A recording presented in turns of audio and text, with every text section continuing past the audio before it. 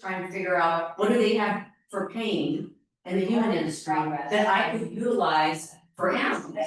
Because if you think about it, everything that comes to the realm originally was tested on animals. Okay. And they go, okay, this is safe, all right, we can use these ranges, and then, all right, it's good for people, and it kind of gets forgotten in the animal world.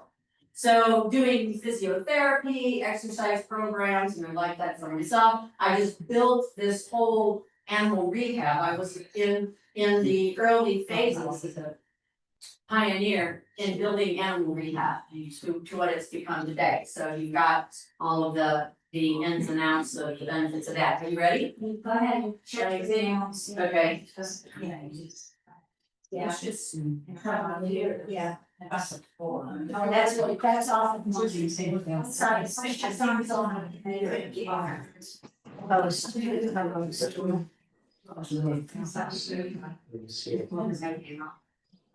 okay, it says on to the next week, but it's still not different email. Well, you're gonna have to connect to her email. Because that's what How do you do it? How do you do it? So when it comes back up, so let's bring this down. Oops, not that far.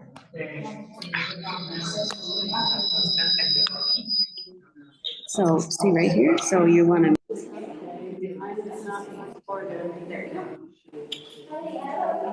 But how can I? I'm gonna be there. Oh, here we go. I got it.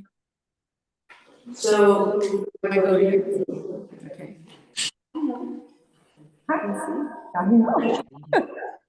Oh, hi.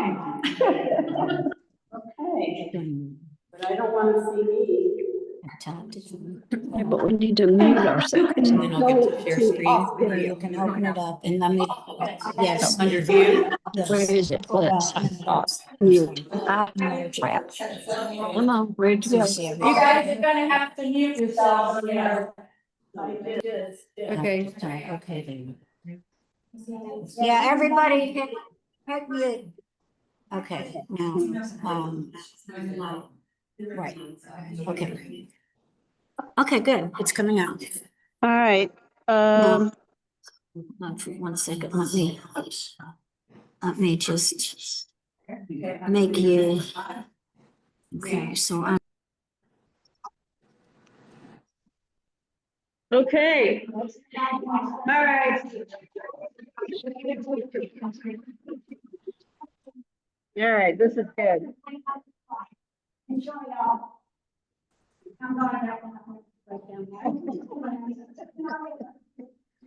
I get that one. Okay. All right. Okay, cool.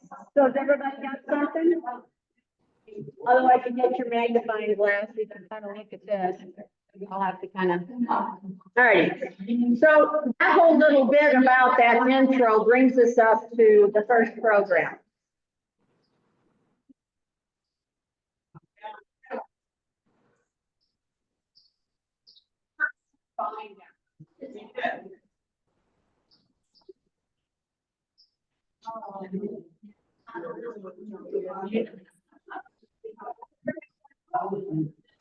That was good.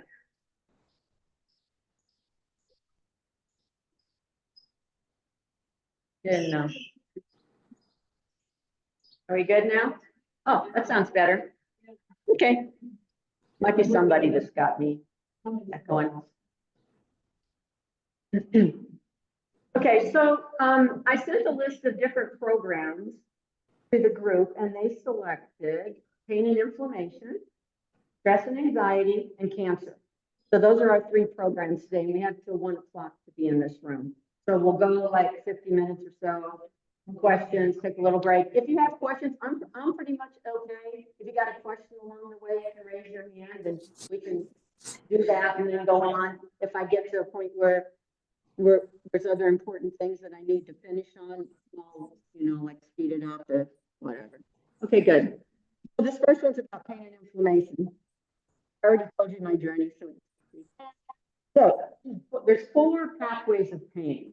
And this is really key to handling pain. And pain's a real button for everybody. Not, I think big for us is because at some point in time you've experienced some kind of pain and you know how debilitating that can be. And we certainly don't want our animals to be in pain. And so if we don't address all 4 pain pathways, this is where pain becomes a chronic syndrome and you can't get rid of it all. So the 4 pathways is, number 1 is transduction. That's at the point of where the injury or the pain starts. That's right there at the spot. Like you get stung by a bee, right there. That's where it is. And that's transduction. Then you have transmission, which sends that pain signal from that spot up to the spinal cord. Then from there, we have what's called modulation as it moves up the spinal cord.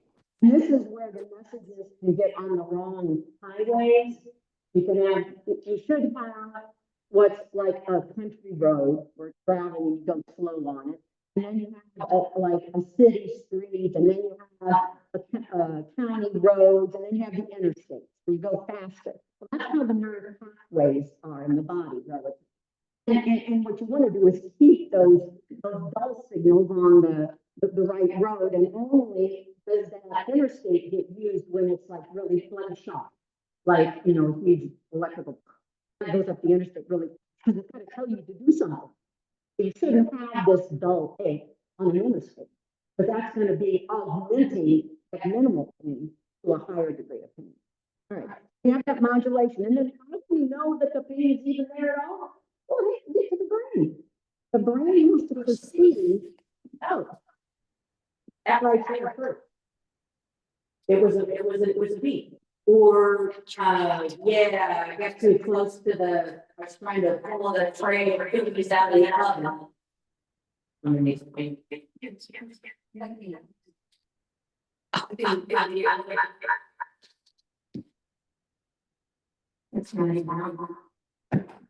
There's Steve.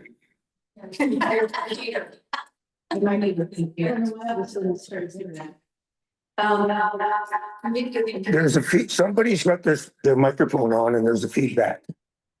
But you got it. Yeah. Oh, I get it. Oh, got it. How many solid year raising in this book? Says talking with Alan.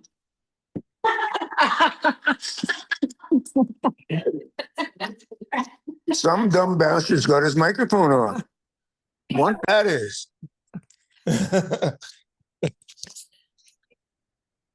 I turned it off, Karen. I didn't see. Says Alan's talking. Okay. Okay, that's better. Okay, the next time we go. That's a good point. On me too. Yeah. Okay. Just because you're not talking clear. I think it feels very natural. You think he does? There's a test immediately on your back. But I went to Yes. so select.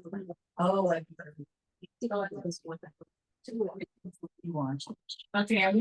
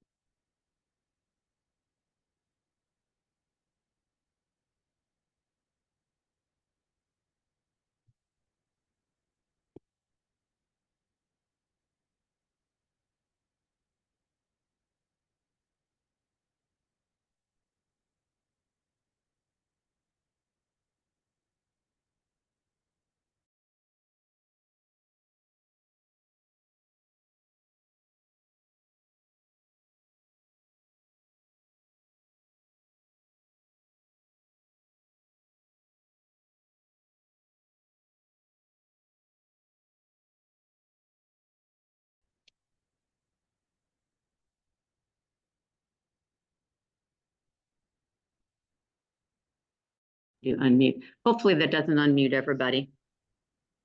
Okay.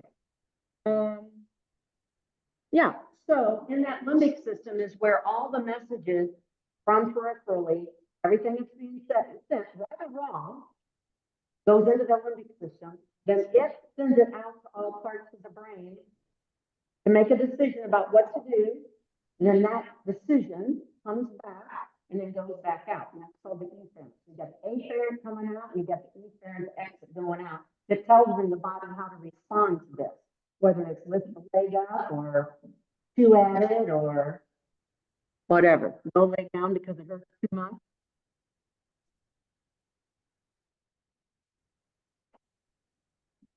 Okay.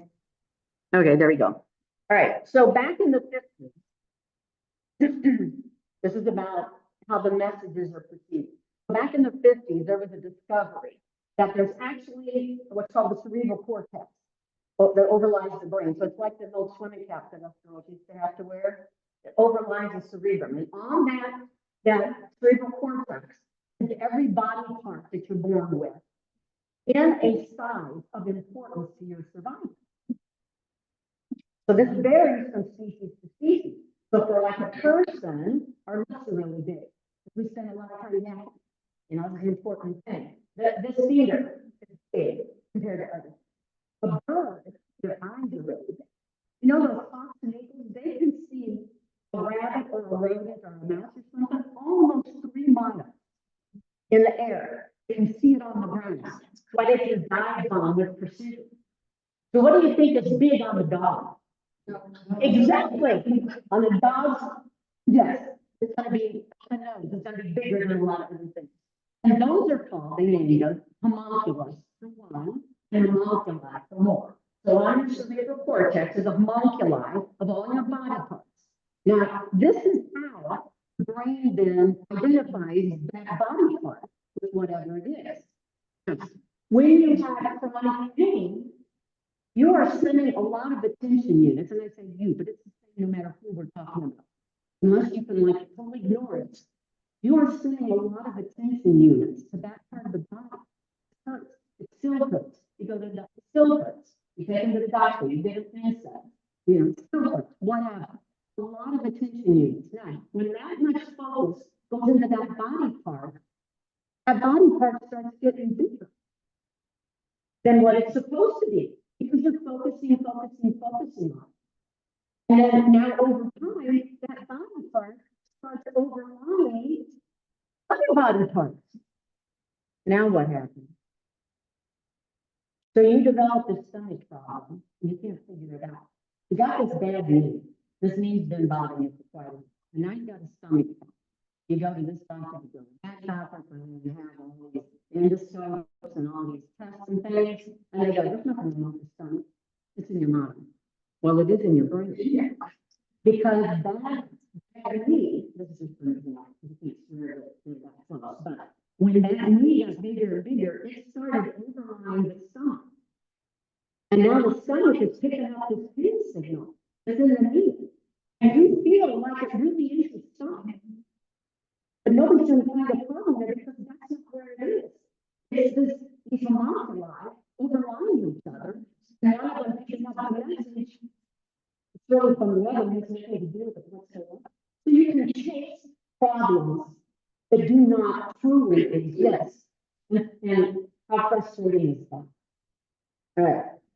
So back to the whole 4 pathways. If we don't treat all 4 pain pathways, you cannot correct it. And there are actually therapies that can be done to shrink that homunculus back so that it's no longer big. Think about somebody who lost an arm or below the knee, you know, diabetic patients. Can't they live with it? Why does that exist? It continues to be there because in your brain, that body part is still there. And actually, when you had the chronic pain, or even like an acute, a soldier who's bombed and now that's huge amount of pain all at once. This is the same thing. They blow up back and so this you still perceive that it's there. So sometimes you know we have to amputate dogs' legs. And I remember this client, the it ends up like either a bad car accident, they couldn't repair it, or they didn't have enough money. Nowadays, people not having enough money to do it all, or they had cancer. So the leg is amputated. That is the rear leg, because they carry more weight. But this one dog, the client called me because the dog had been doing good. It missed the leg. And it was, navigating quickly, like this particular day, it gets up from sleeping and takes off and falls on its nose. Well, at that moment, it thought that leg was still there. It went to block across the floor, and it was still there, but it wasn't. So when you address all of those parts, that homunculus will shrink back. And that's how you can learn and stand and learn can be erased. But there's things that have to be done to do that, but it can be erased in a.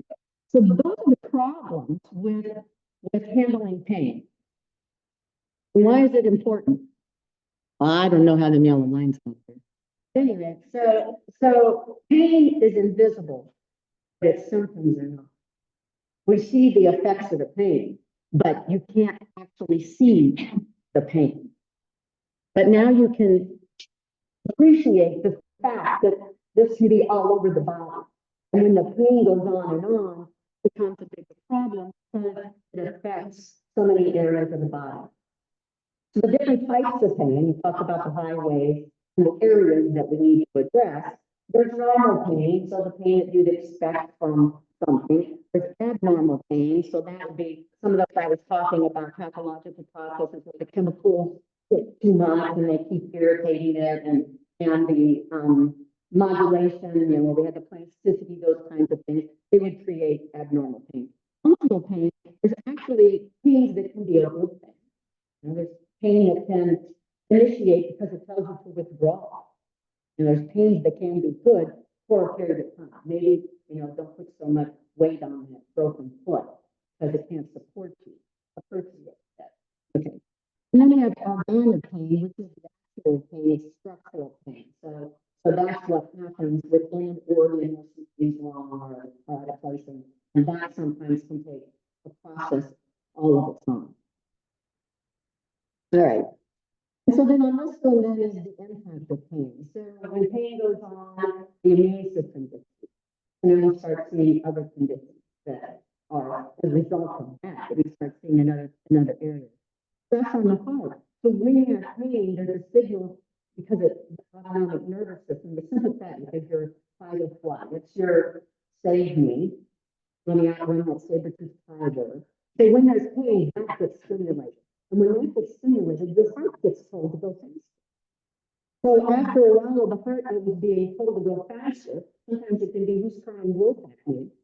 Then you can lead into, especially with aging, weakening of the heart muscle because it can no longer keep that up. Especially, we'll get into the nutrition end of all kinds of things too. So you have inflammation that comes on from this chronic pain, and those cytokines that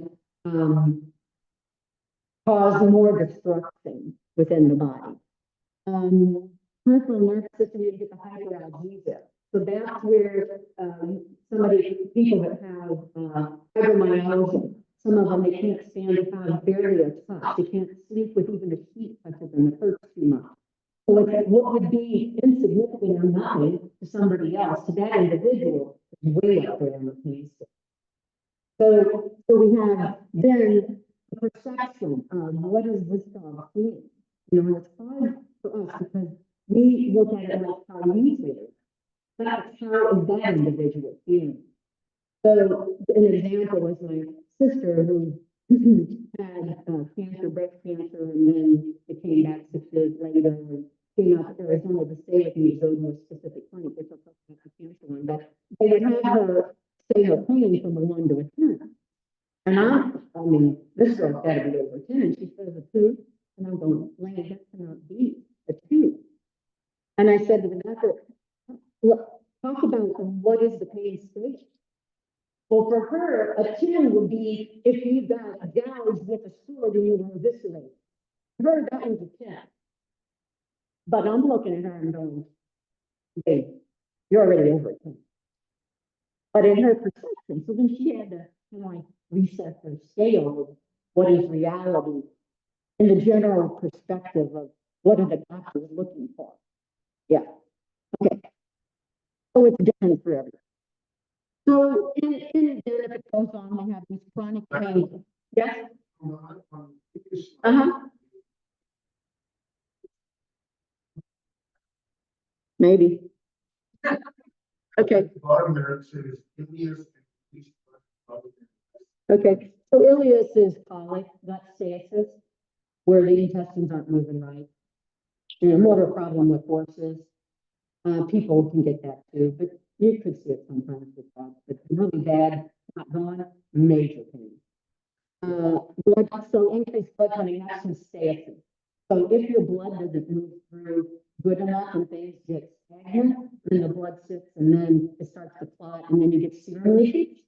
Then you get serum buildup, which is from the fat. And then isis is breaking down. That's your thing. Alrighty. So there's a lot of different items that can lead to these kind of pain pathways. So there's a list of all of them. I'm going to hit on some of them. All right. So what can you do to help those 4 pain pathways? Okay. So first off, we have to focus globally. You can't just get on that. It's right there. It's that top. It's that code. It's that part of the back. Because everything is connected to something else. The shin bones, the ankle bone's connected to the shin bone, to the knee bone, to the hip bone. Yeah, everything's connected. So you want to look beyond the problem, because if you only focus there, which is where the dog's focusing all the time, you're not going to get all of this peripheral involvement. And we have to think globally. We definitely want to support the nervous system. So any kind of pain, it's not just about cutting the pain. It's like, okay, what are the nerves going through? How can we keep that dullage on that county road and not let it get over here on the interstate and become a bigger problem? Natural tissue antibodies, sometimes when there's chronic things, especially when those cytokines get built up, we see what are called autoimmune type things with the natural tissue antibodies that are supposed to be there to help you fight off evil, all of a sudden get confused and they start attacking your cells. So think about that sometimes.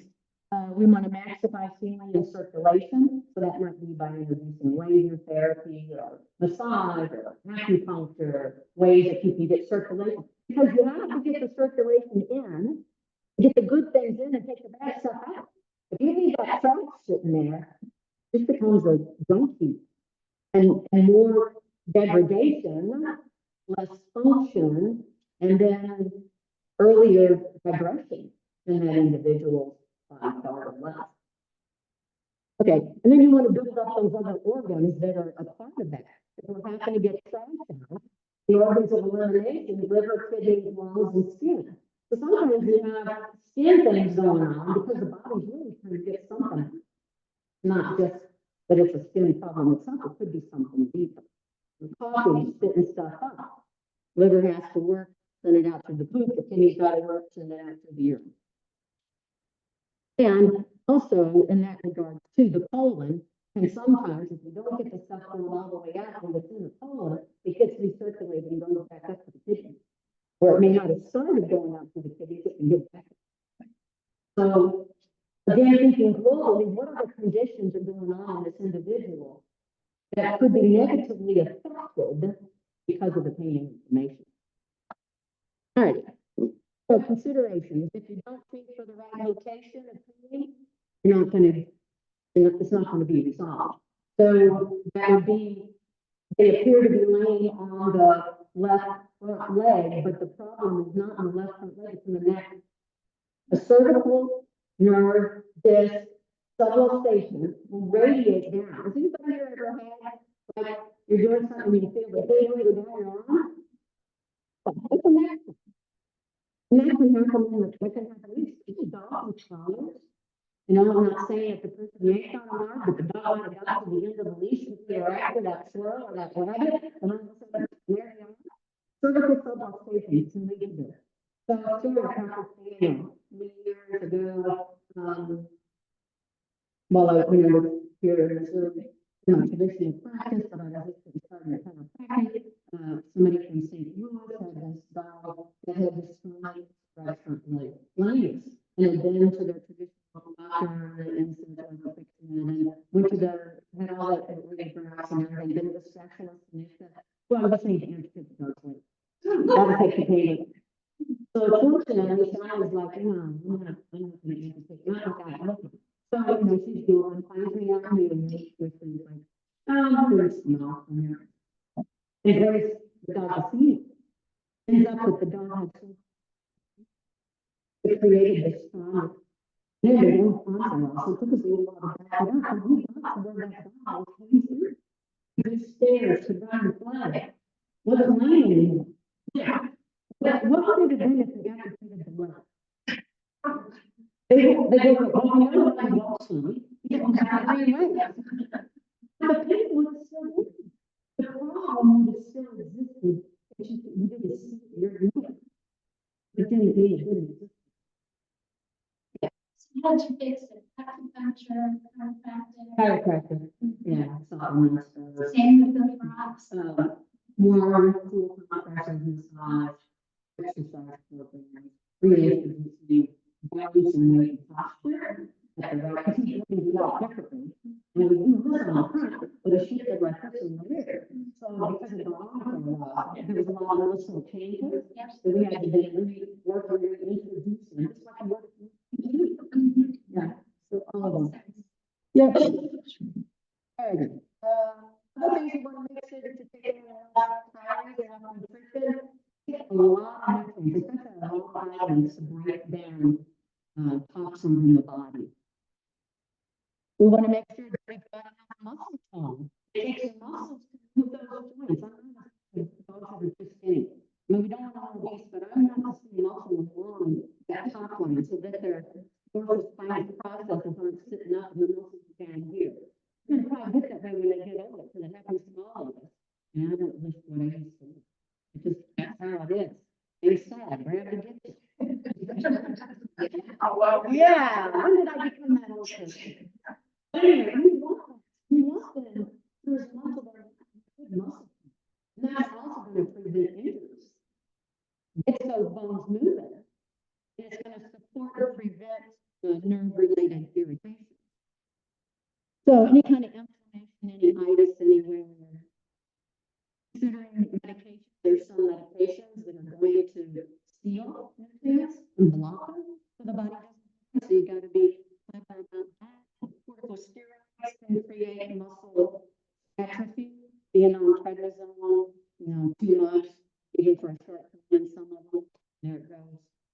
So, and then minerals like copper will interfere with the muscle, breaks it down. So knowing about those. So now we're going to look at those 4 pathways. How can you, like, they get stung by the bee, or you have a cat toe that got sprained, you know, how can you address that? Right. So first thing is always do the cold compresses for 72 hours. And the way to remember the cold and hot is that in the calendar year, at least in the northern hemisphere, in the wintertime, it's cold. The beginning of the year, January is cold. So that's what you want to apply first, or cold compresses for 72 hours. That's going to decrease the circulation so that everything doesn't spread out. Then after 72 hours, you can go to doing the warm compress.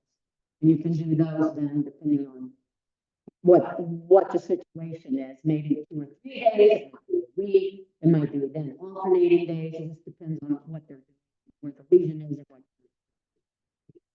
With a cold compresses, you never want to go beyond 20 minutes, because after that 20-minute time, it actually reverts. Instead of vasoconstriction, now you get vasodilatation. So too much of a good thing is no longer a good thing.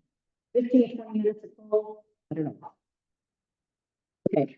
A lot of times you can do topical salves. So you over the counter, you can buy things that have lidocaine in them. I have none of them. They got someplace they're really good. You can buy Corday now over the counter 1%. Used to, you could only get 0.5% over the counter. It's only the doctors that sell that are 1% pharmacy. Now you get 1%. That's the highest concentration of the you can do topical cortisone, Corday, whatever. Along with the lidocaine, they'll come together. And then and get started. So that they're not added. Arnica, super good. Arnica early on in an injury, really good. It comes in topical, which is really type of beads. That's really good. Blue emo, anybody heard about that? Commercials on TV? Well, it's blue, all right. It's got the color right there. That color. But you buy it at Walmart. It's not very expensive. I don't know, $20 for a fairly good sized job. It's an oil that comes from the emu bird. And you can apply that quickly, and the dogs don't mind it. Like if you're putting it over a knee, I'll always say instead of putting it out where it's fur, you can put it on the inside where they have less fur. But you can separate the fur and apply it to a bad hip joint. It's just really good for joint inflammation and things like that. Nice. Anyway, that's really good. Chlorophyll. This is why dogs eat grass. Not because they want to up. Now, there are blades of grass that are wide and flat and rough on one side. When they eat that, if that sticks in the stomach and it irritates it, oh yeah, it's going to come back up. That's not the real reason you're eating the grass. Chlorophyll is very soothing to the epithelial cells. So epithelial are the cells that line places. So line of lungs, line of intestines, line of bladder, these are epithelial cells. Anything that's on the surface, as opposed to muscle cells. So it's very soothing to those epithelial cells, and it's very healing, and it also breaks down inflammation. So you know that piece of pizza that you said you were going to wait until you got home to eat, but it snowed, so really do that, so you bite into it, and that cheese burns in that. For that hot chocolate, you can go, I gotta wait a minute, that I'm cold, and I'm going to drink it, and I'm going to drink it in your mouth. That blister, that heat, that burn, it hurts right now because it's burning. But where that burn is, that kind of the body lays down guanidine. And guanidine is what makes it hurt for days. So chlorophyll, you can take it orally. You can apply it topically too. That's a real dark maze. But topically, orally, within an hour and a half, it's breaking down the guanidine and takes that pain away. Not chlorophyll, they say not to take it orally. Bite into it, and when I do that, I bite into that thing and then grab it and let it sit for a little while. I used to want to smile at anybody because your teeth are really but that all good. It's really, really good. And that's why I don't do grass, is because something is irritating. They have inflammation, they have some kind of either, maybe it's in the stomach or intestines, but maybe it's somewhere else. And they've learned, you know, like we don't have to teach them things. That little baby know when it's born, to go find that. We don't teach them. This is genetics going on and watch their body. They learn that there's certain green things out there that are good for survival. So you just have to have the right kind of grass, you know, the ones that's like round all the way. All right. And then also orally, you might have NSAIDs, so non-steroidal anti-inflammatory, Rimadyl, Medicaid, you know, all of those. Aromax, Cardiopulmonary, those are NSAIDs. Then there's herbs that can help that do those same kinds of things. Although those more, you can have home therapies like a laser that you apply at home. There's the alpha-stem nitrocurve. And also, when we're talking about this transduction, is not to forget about this. Another one that we can not think about, because unless you've got a dog that brings that, you're not looking at people, unless you make it simple. And so there can be dental things that affects their personality. It is the same pain that goes to the human state, that messes with that. It changes how they look at you and their dating. So there's a lot of teeth things that get overlooked. All right, so we got things going up from there, eating up to the side. So we want to slow it down. So things like acupuncture, chiropractic, Reiki, massage, all of those are good at helping to address that transmission. So areas where something maybe bound up. We also at this point want to make sure we've got enough nutrients on board that they can actually deal with that. In the NSAIDs and the herbs. DMS though is one that can come into play here. I'll talk about it a little bit later. But just remember, DMS DMS was really popular back in the 70s and 80s for tennis elbow. Horses too. Oh, yeah, really big in horse. Yeah. Yeah, remember the smell of it? Yeah, what's the taste? Yeah, but you can taste it even if you don't have it on you. Yeah, you walk into that, oh, you just get out of the vehicle with the horse going, it's like, crap. And some people it doesn't bother, but I would rather smell a carcass that had been dead for 5 days in the sun than the DMSO at a barn. It is, for me, it is that bad. I mean, like I have to go in with my pathology nose. You learn how in medicine, when you're in necropsy, you got all these dead bodies, you cut off your breathing up here. I mean, you're still breathing, but you're not smelling. You learn how to like cut that off. And you breathe differently, so you're not smelling that all day. Anyway, yeah, it's one of those sorts of things. DMS are very bad. Hey, did anybody here watch Columbo? Did you ever see the Columbo episode where who's trying to solve how this guy died? That's like, oh. But it had to do with DMSO. And somebody had taken the DMSO and mixed snake venom in it and put it on the guy's steering wheel. And then when he was driving, he picked it up. Yeah, and that was the whole thing, and he figured out that the snake venom, the guy died of snake toxicity, because of it. But the thing that they didn't know, that some of us know, is that if you open that car door, you know instantly there is DMSO within somewhere. Because you cannot hide the smell of that stuff. Anyway, it's really, really good in many ways. And we'll talk about that some more in the cancer section. All right, good. So we have modulation. We're going up the spine column, and we want to make sure we're staying on the right country road or wherever it's supposed to be. So there are things we can do to help that again, addressing microcurrent therapy. Lasers are really good. Some drugs that use normally or chiropractic acupuncture, kind of the same things, but you're just moving what you're doing.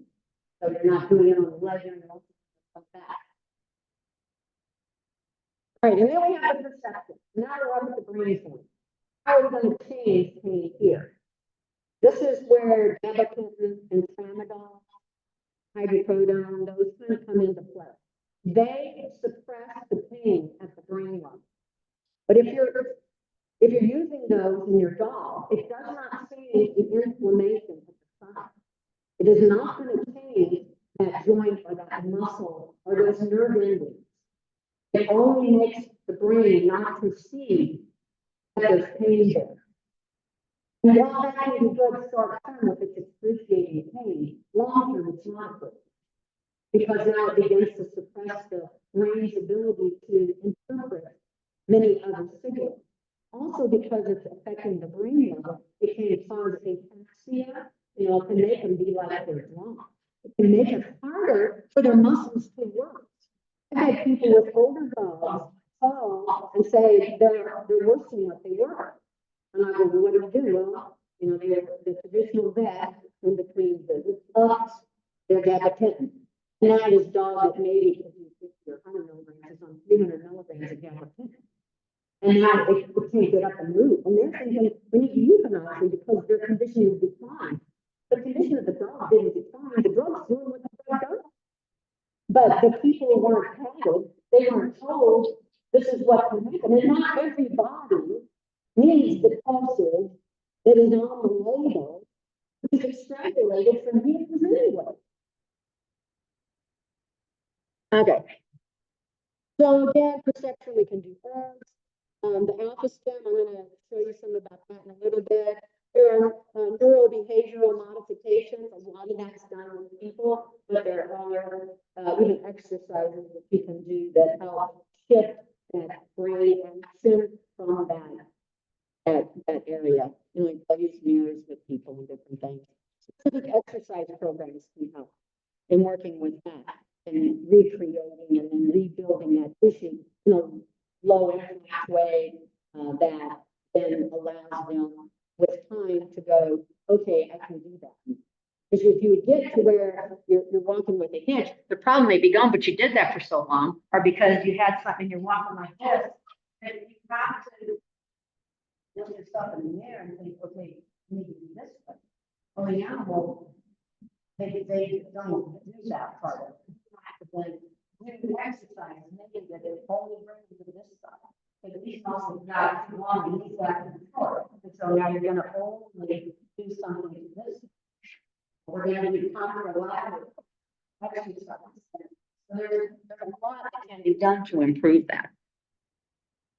Sound therapy, a lot can be done with that, you know, different music tones and even the bowls, and there's a lot with that out there. If you like, get into that, can help. It sets the mind in a different mood. You know, like you want to have fun, you put on something that lifts you up, some Marty Stewart or something, you know? You want to be still, you know, maybe you put on some other slow, well, I can't think of his name now, but there's a lot of good ones out there. Then, yeah, there you go, thank you. And then chiropractic cranial therapy. So there's your skull plates can actually, you know, they never fuse. Your brain is always, the skull is always moving as you breathe. Those sutures, that's the little cracks in the skull, they move as you breathe. And it allows the fluid to build up. If you want that fluid to be able to go out, you gotta have a lymphatic flow to take things out of the brain.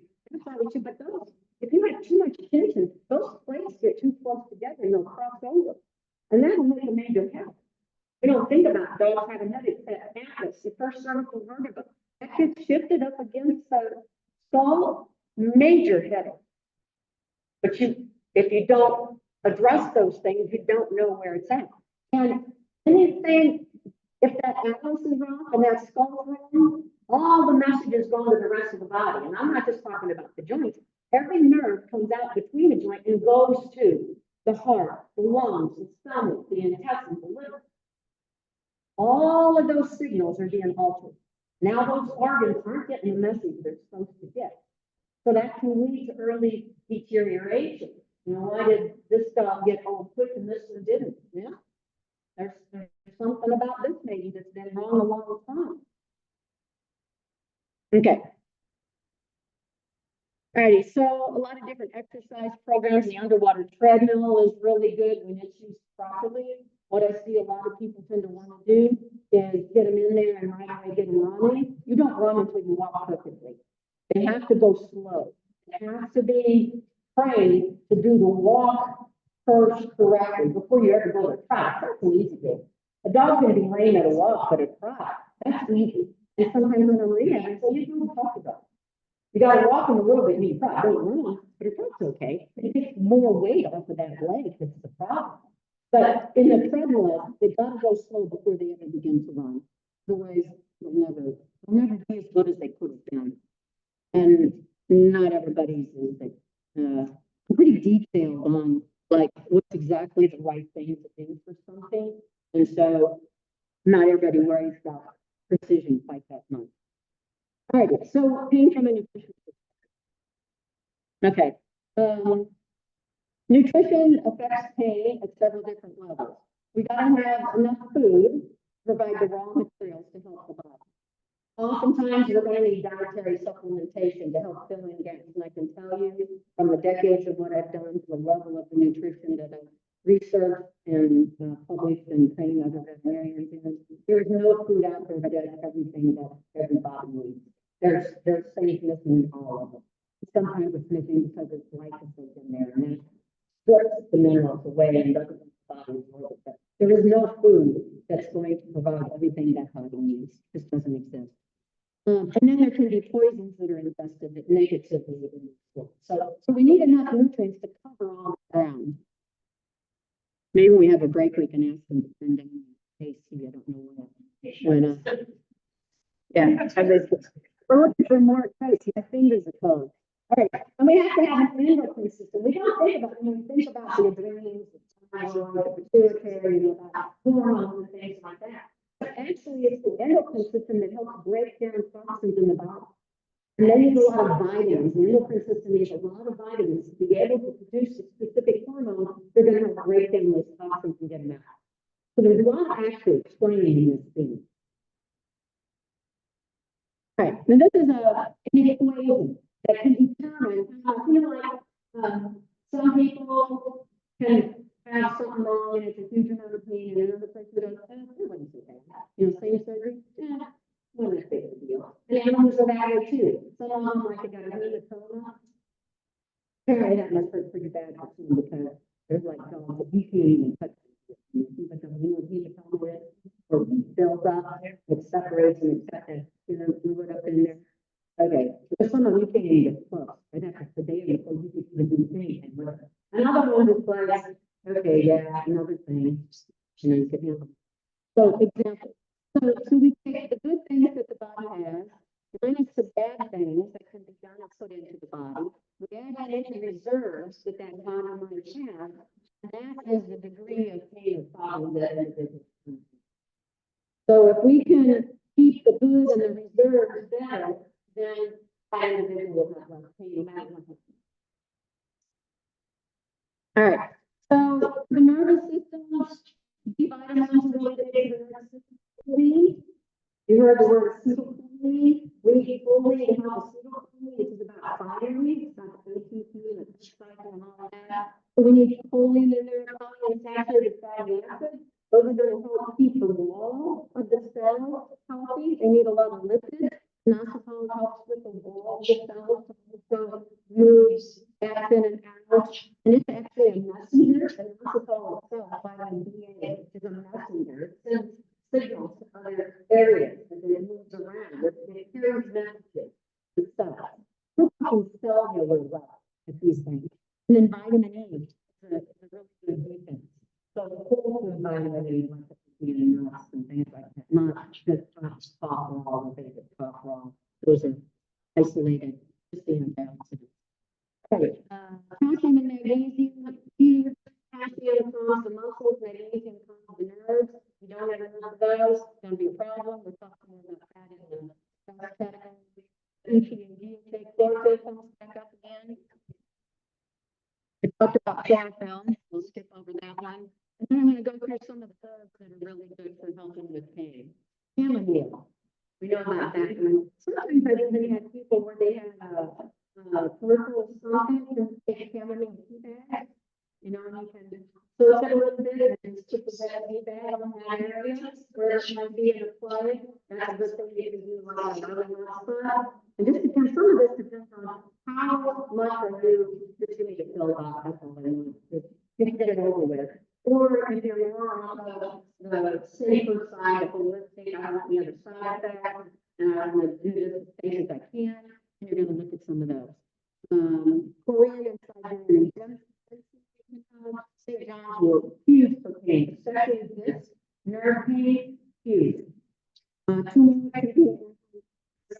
Valerian, this is nature's value. All the drug compounds out there have been gone through. They got there by extrapolating what in this plant allows it to do what it does. Then they do gas chromatography, they figure out that molecular structure, and then they recreate it in the lab and sell it in a pill. That's how this works. And same way with digoxin. We have plants that grow here called foxglove. That's the plant that the natural digoxin is. And they figured that out, and then made the pill. So everything out there originally started as a plant, and literally is nature found. And it's not going to have the side effects. It's not calming, it will calm. It calms the nervous system. You can use it in sections too. But it's not going to have all the other negative effects that the valerian or that the vitamin does. Which I think healing. Power here, that makes you like, I'm not exactly with it. You can be calm, but still be with it. Versus, where am I? Who am I? What am I? It's a Lucy's a part of it. All right. Boswellia. Boswellia fragrances, that's the same tree. Comes from over there in India, thousands of years. Why do you think that Mary was really happy to see the wise men come to the fragrances? It's a toxin inhibitor. That's what they tried for a long time to get the insects to do. The original ones were all class 1, like, oh, thank you so much.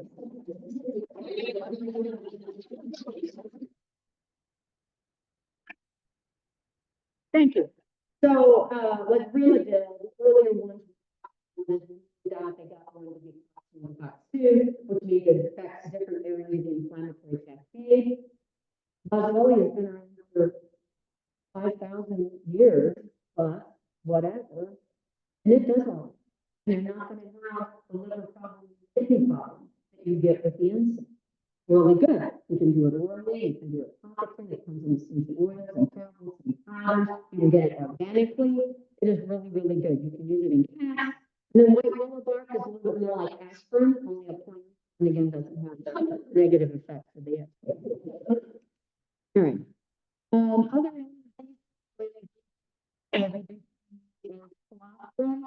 that's really, really good.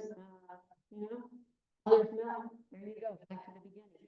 Another colostrum now that you can use. It also helps with MS sound.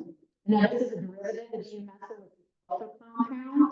I use a lot of MSM to bring information down in the early stages. You can use the osmotic and MSM without having to go to the especially if you got an older dog that's already having kidney problems. You want to actually add in something like that. But your doctor, you only have a doctor, not a holistic chiropractor.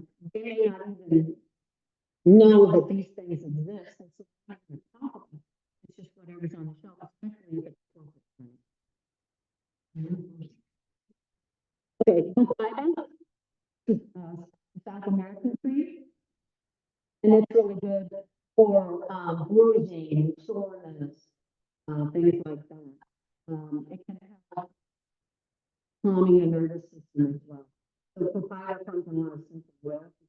Probably the most common source of your symptoms.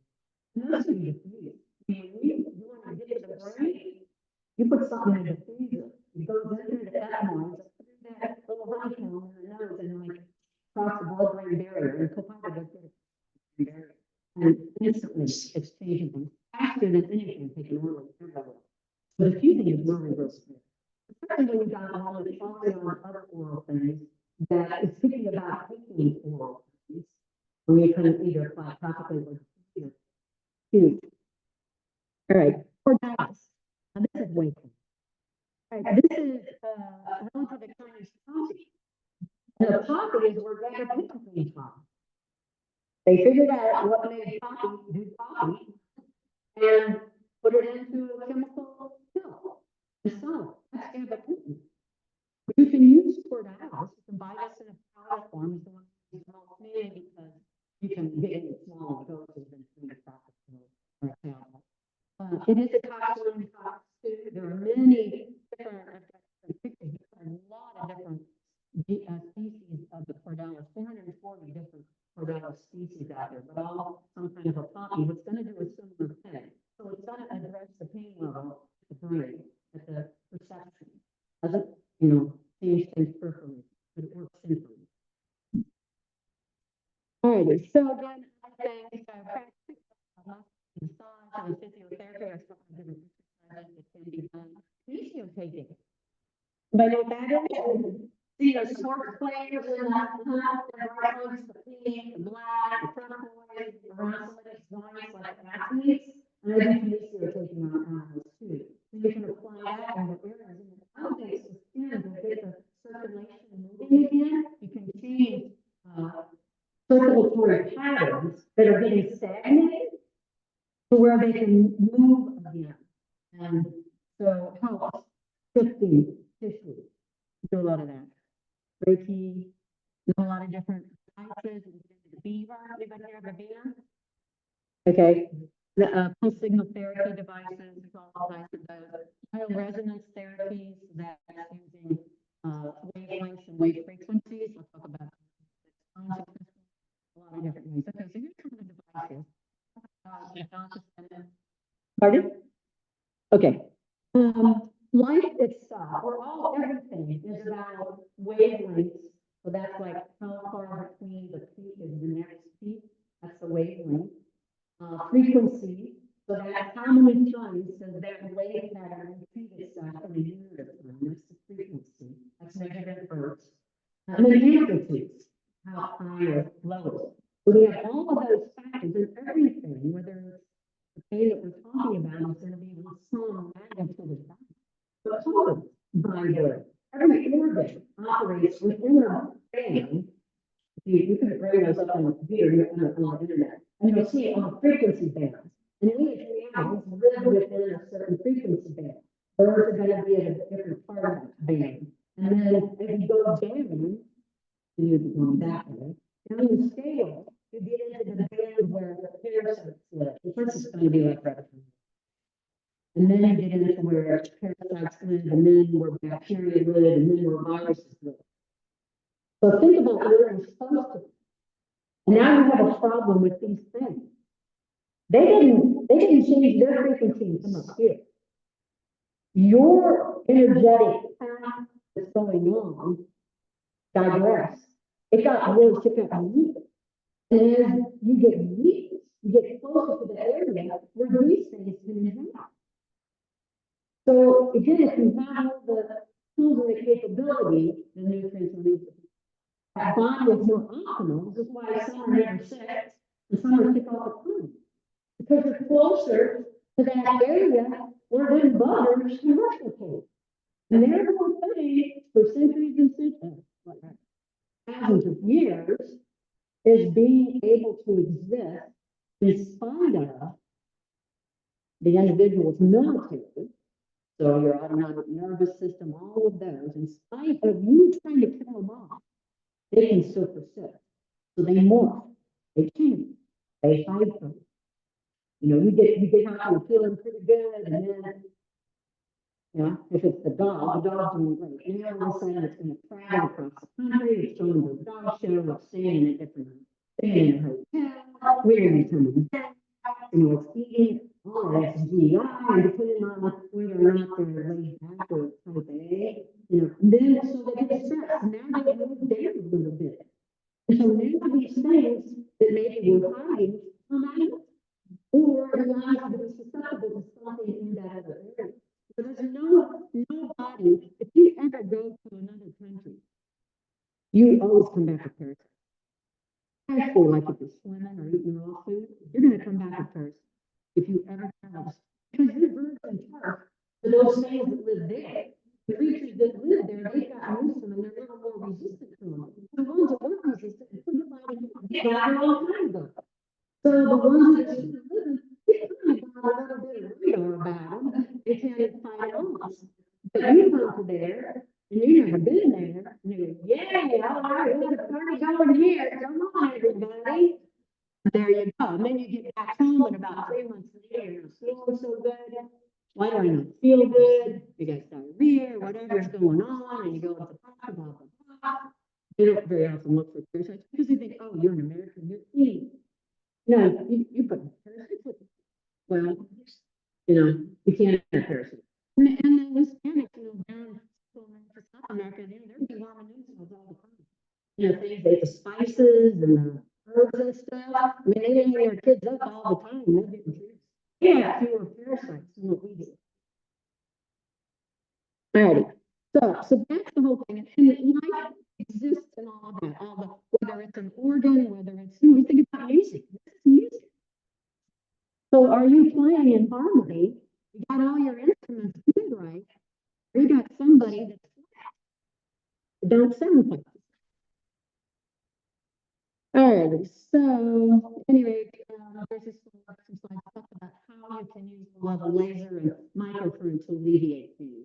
So it's going to help to get the blastemas, the blast cells are ones that build. So the building cells can help stimulate them, get going again, get you out of that chronic phase where everything is stagnant and that wound isn't healing. And you can't get the liver good, whatever it is, it just goes on and on. Stagnation, chronic, you're not getting circulation, your cells, you don't have the blast cells going. You want to get them going again. Those will reduce inflammation, it can help circulation, take down swelling and edema, all of that. Trigger points, you can use them for trigger points. Accelerate cell growth and tissue repair is kind of talking about it's going to help get all of the healing cells going. They can enhance nerve regeneration. When we look at the spinal cord, it kind of went wrong on this. Well, we didn't exactly. Okay, I'm almost to the end. So dogs that have injuries to the disc and the spinal cord, like the Dachshunds, but they're all spring and terrorists can have irritations. So the nerve cells are slow to move. And you gotta think about it like a railroad. So you have the internal nerve fiber, and there are different cells, and it's laid down like a page, and they have to migrate across. Also, the nerves have like an electric cord, the plastic that's on the outside, it keeps it from arcing, so you don't get shocked when you have one breaking that little wire sticking out. It won't work because the signal's going to hold down. If you touch it, you get a little. But the nerve fibers are like that. And the myelin, that word, is that plastic. So when you have, that's a key. So when you have an injury to those nerves in that spinal area, that myelin is oftentimes damaged. What United Center does, it damages the myelin. So you get these sporadic signals going, not a good thing all the way down. So you've got the nerves coming to here, don't have the nerves at the feet, in the rear leg, or not. Depends on what they're going to paralyze, or they just ready for the, to get them up, you can't get your foot over. The brain is telling it, but the message isn't getting past that injury. Now, because the nerves are slow to get this signal going, and they're slow when you're older. If there's several things you don't have that you need to make that feel faster. And like say, the 8-year-old breaks their arm, it's in the healing, it's not 50 years. The 8-year-old breaks their arm, it is in 4 months. We'll be back in effect soon. So these nerve fibers are slow to heal. And they don't connect before the window closes. The scar tissue depletes. And that will be a permanent barricade. Scar tissue is like a 2x4 hard board. You can't get electricity through that. So these devices can oftentimes then take that scar tissue and then make little holes in it, so now it becomes more like a screen window. And now the nerves can start going through that. So, and a dog come to me, he was a part of the program. And he was 10 at the time, he had been a surgeon, their breathing dog. But when he was 5, he had ruptured a disc, and he'd been paralytic ever since then. They'd done the surgery on him, he still couldn't walk. And he would get up for a couple steps, but mostly just drug himself around. This is 5 years of his life had been that way. He's now 10. And the people come from Illinois to me at Union and want to see that, what could they do? So I'm thinking, oh, 5 years, he's 10, and he's a part of it. I don't know what we're going to do, but I do what I do. So I stand around the process now, give myself a list, send them home, come back 2 weeks later, and this dog's a bit better. Wow. Okay, and the people were but, he still wasn't welcome or good. So that cleaned up a lot of messes in the house. But all right, well, we got improvement. So it's a thing, send him back home, come back 2 weeks later. He's better than he was. I cannot stop the room and not believe this dog actually half of the day dragging himself around. He's now starting to get himself on his feet. He's doing it. Oh my God. They're so bad. But I'm thinking, yeah, this is pretty interesting. I want to see how this is. I had a gentleman living on my place in the floor here saying that this is a good project for me. So I signed, people were fine with this. So I'm going to keep the dog for 90 days. You're going to pay for student supplements. We're going to do all therapies for free. Board's free, therapy's free. 90 days, you're going to see what this is. I'm going to give myself 3 weeks. Maybe good. So he stayed with us, and unbelievable. In 90 days, 3 months, that dog could get up and walk. He couldn't withstand it. He could get up and walk around the room. He had a little, rear thing, but he could walk a long distance. He wasn't pooping in the house anymore. We could go outside running and defecate normal. Totally amazing. That dog went on to live till he was 17. And it was only the last 3/4 of the year that he got to where he had to do the videos and he started calling himself again. Can you imagine that? I haven't seen it and been there doing it. I would not have imagined that after that, though, I would have thought, it ain't gonna work, really. I'm not an optimistic person. If you don't want somebody to live longer, don't bring them to figure out a way. So these are the kinds of things that those modalities can improve on. Did you?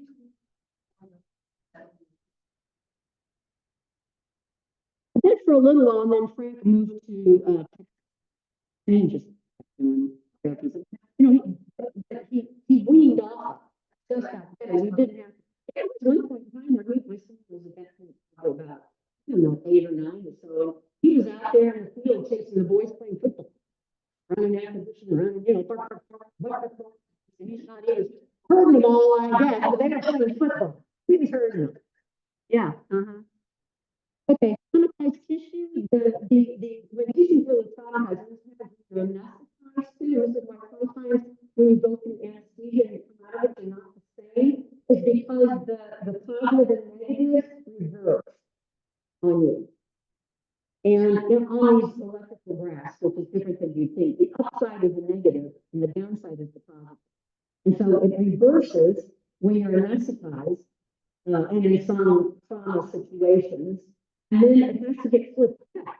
When you wake up, it should automatically do that. But in some individuals, and animals can be the same, it doesn't flip back.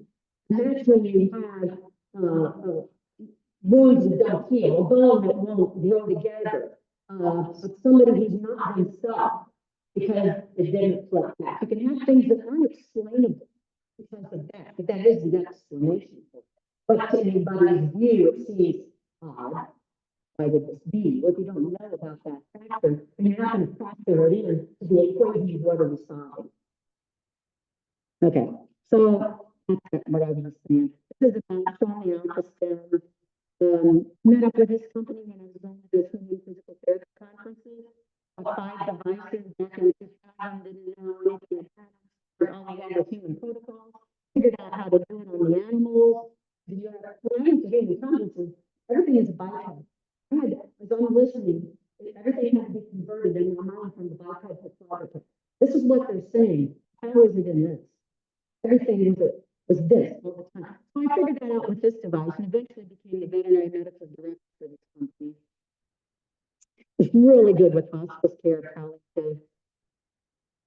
So there's a protocol where earlier I started talking about focusing too much in the spot. When you start with treating this, if you should with any kind of laser thing, you begin beyond the area of problem. We want to pull that attention away from it. We want to get all of these other things that are affected because of it and dilute that area of problem. So when you think beyond the point before you go to the point, it helps. So I wrote these and we show people how to do them and they take it home and we do it at home. And that's how it gets better. Going and seeing the doctor once a week, every 2 weeks, it's not enough. You've got to go after these blast cells, the blast stigmas, the osteoblasts. You've got to go after the healing cells. Get it done, and the only way is with gently nudging every day. So laser therapy, a lot of the same kinds of things. I designed the first laser pad back in 1999. Those didn't exist. The company manufactured them out of New Mexico. And the first 6 that came off of the press, I had big enough for a large dog back, which also worked on a horse, which also was the size of a human. The first half a dozen went to a neuro hospital in Holland for using on people. So low-level light therapy is better than the high input. It's, again, gentle nudging, keeping it going. Revitavet is the company that purchased my products from the other company when it goes down. So that's the closest link I have. Okay, so indication. Alpha-stim is okay to be used across cancer. They should say don't use it when you're pregnant. Nobody wants to be responsible for any kind of a baby problem. Not a problem, but that's going to be on the label. Lasers does tend to keep tissue a little bit. You never want to do that across cancer. So generally not laser across cancer, but alpha-stim is fine. All right, so we're up to the closing point here. Talked about cold compresses before the war, different styles, drugs that can be used, herbs, essential oils. Talked about that. This is just kind of a summary of all the things that I've gone over. All righty. So we got through the first one. Anybody got any questions you. Questions, comments? Yes.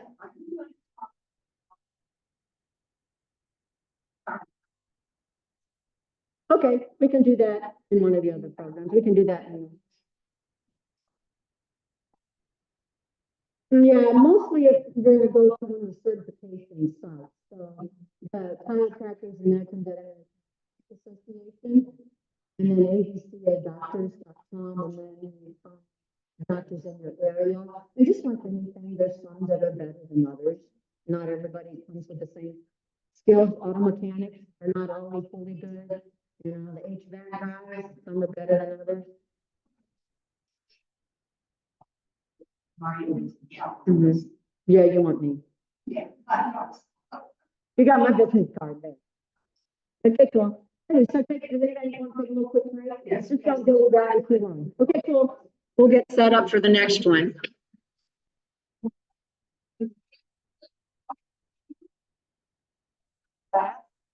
Yes.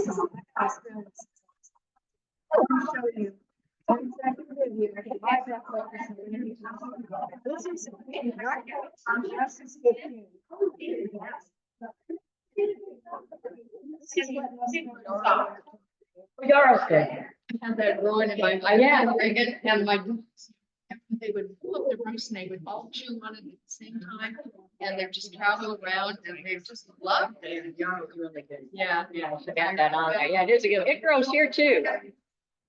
Oh, Wait, we start over. Okay. So this is November, it's July, it's now it's 15, mhm, January. she's trying to be- okay. She doesn't speak too well.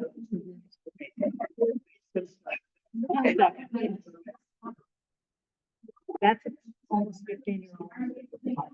Good. Got the springs going. Oh, there we go. She doesn't like it if you touch. She's gotta do it on her own. She can do it. She's still doing it. Big touch. Mhm. Oh, yeah, you can see the oldie there. Yeah. I'm like, okay, should I do it? Yeah. Oh, that is too funny. Oh, that's really good. Oh, yeah, we had to get to the end of that one. That's funny. New share, okay. New share. Yeah, that's really cute. New share. Now I've got to get to, how do I get to the new share?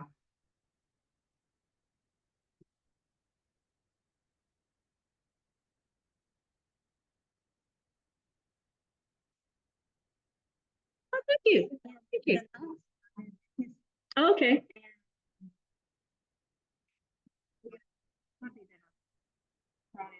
Mm-hmm.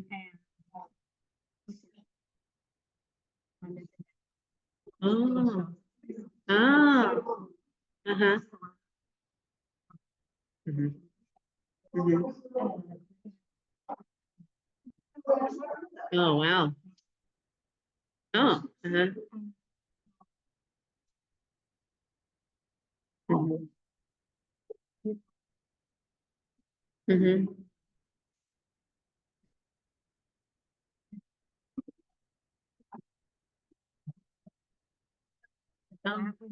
Mm-hmm. Mm-hmm. Yep.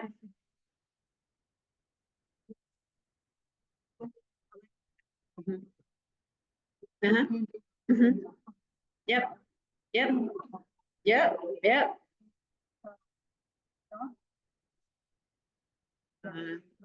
Yes, that's right. Oh.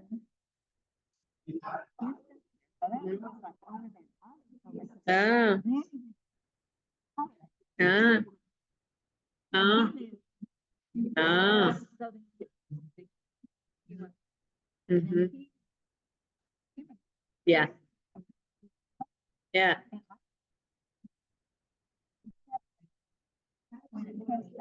Uh-huh. Uh-huh. Mm-hmm. Oh. Mm-hmm. Mm-hmm.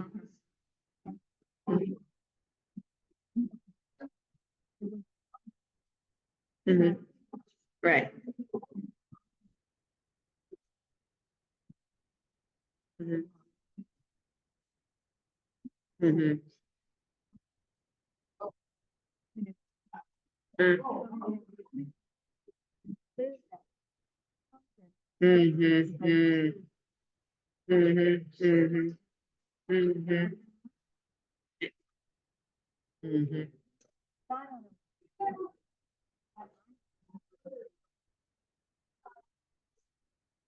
Mhm.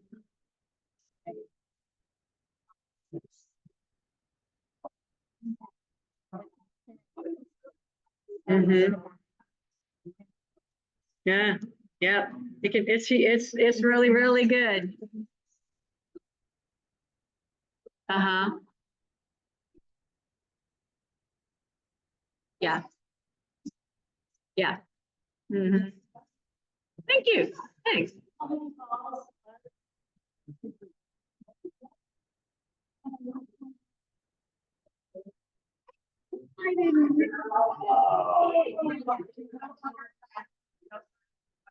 Wonderful.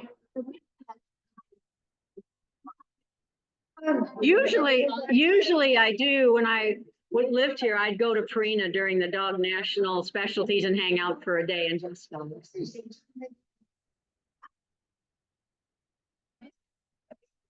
Mm-hmm.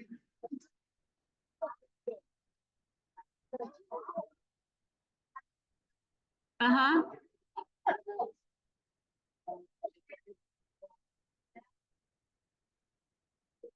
Yeah.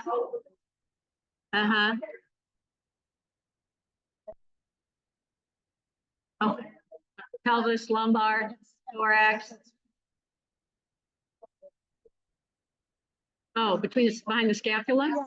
Okay, that is a liver acupuncture point. There's liver there. So you could have an organ that's not quite right that continues to make that subluxation reoccur. That may be why that doesn't go away and stay away. It's because there's a liver. How old is your dog? And they both have the same thing?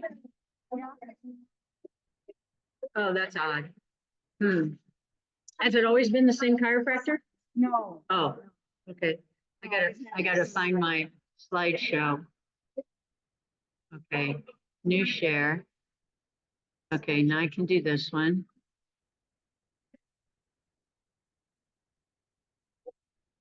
Okay, but I gotta get to the slideshow. Uh-huh, yeah. Let's see here. More. Let me get this. Okay, I'm not good enough at this that I can multitask. gotcha. I gotta get this thing to hide. New share. Okay. I'm gonna end up with, I want to get it to the, I've already got that there. Okay, but this is in my way. I got to get over here to where it says slideshow. Otherwise, it won't let me.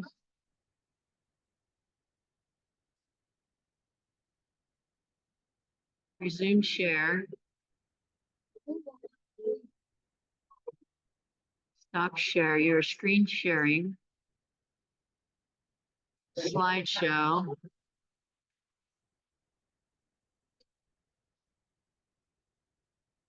Okay.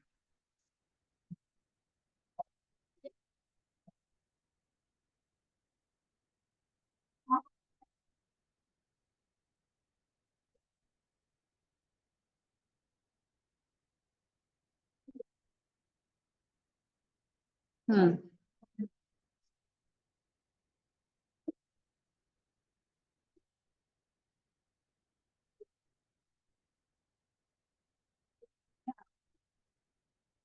Okay, who's a computer person?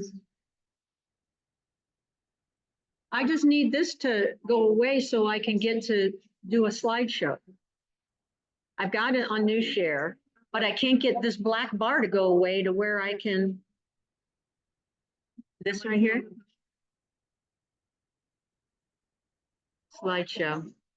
Oh, okay, great. This is it. I'm on share. You're sharing your screen. I should be good. Okay, good. Alrighty, everybody. For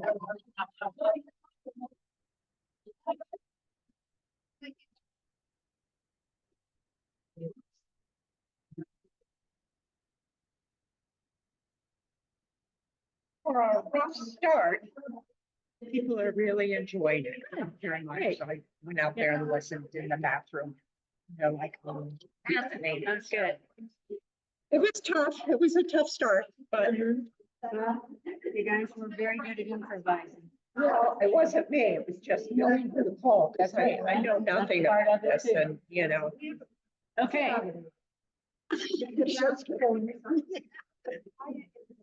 I had a dachshund one time. I couldn't walk.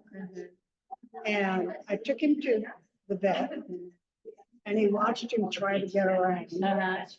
He determined the discs that were involved and had herniated. Gave him a shot of this high enzyme. And the next day I took him home walking. Well, yeah, so what they did was go in and clean up the debris that was there. Yes. And that's the only one thing he did, he didn't do anything else? No. Oh, that's pretty amazing. And I had me twice, so 2 different dogs. Yeah, so you got the papain, the betaine, they goes in there and the enzymes break up. It's not.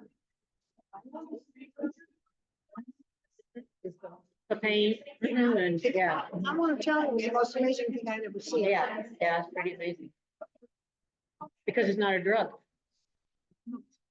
Medicine is owned by the pharmaceutical industry. Yeah. Yeah, exactly. All right, so we got to round everybody up.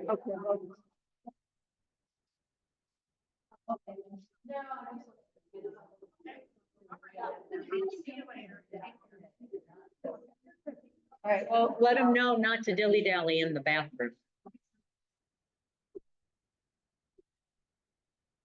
Yeah. All right, well, I'll just get back. Okay, everybody, find your seat. Yeah.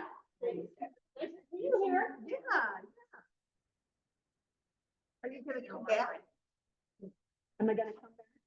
When? I feel your chiropractic.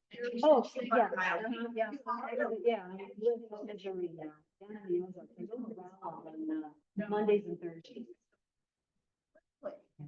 I've just been here for 2 months, but I've really been working on the working part for about a year. That's good to know. Yeah. Okay, so now we're on to program number 2, which is about stress and anxiety.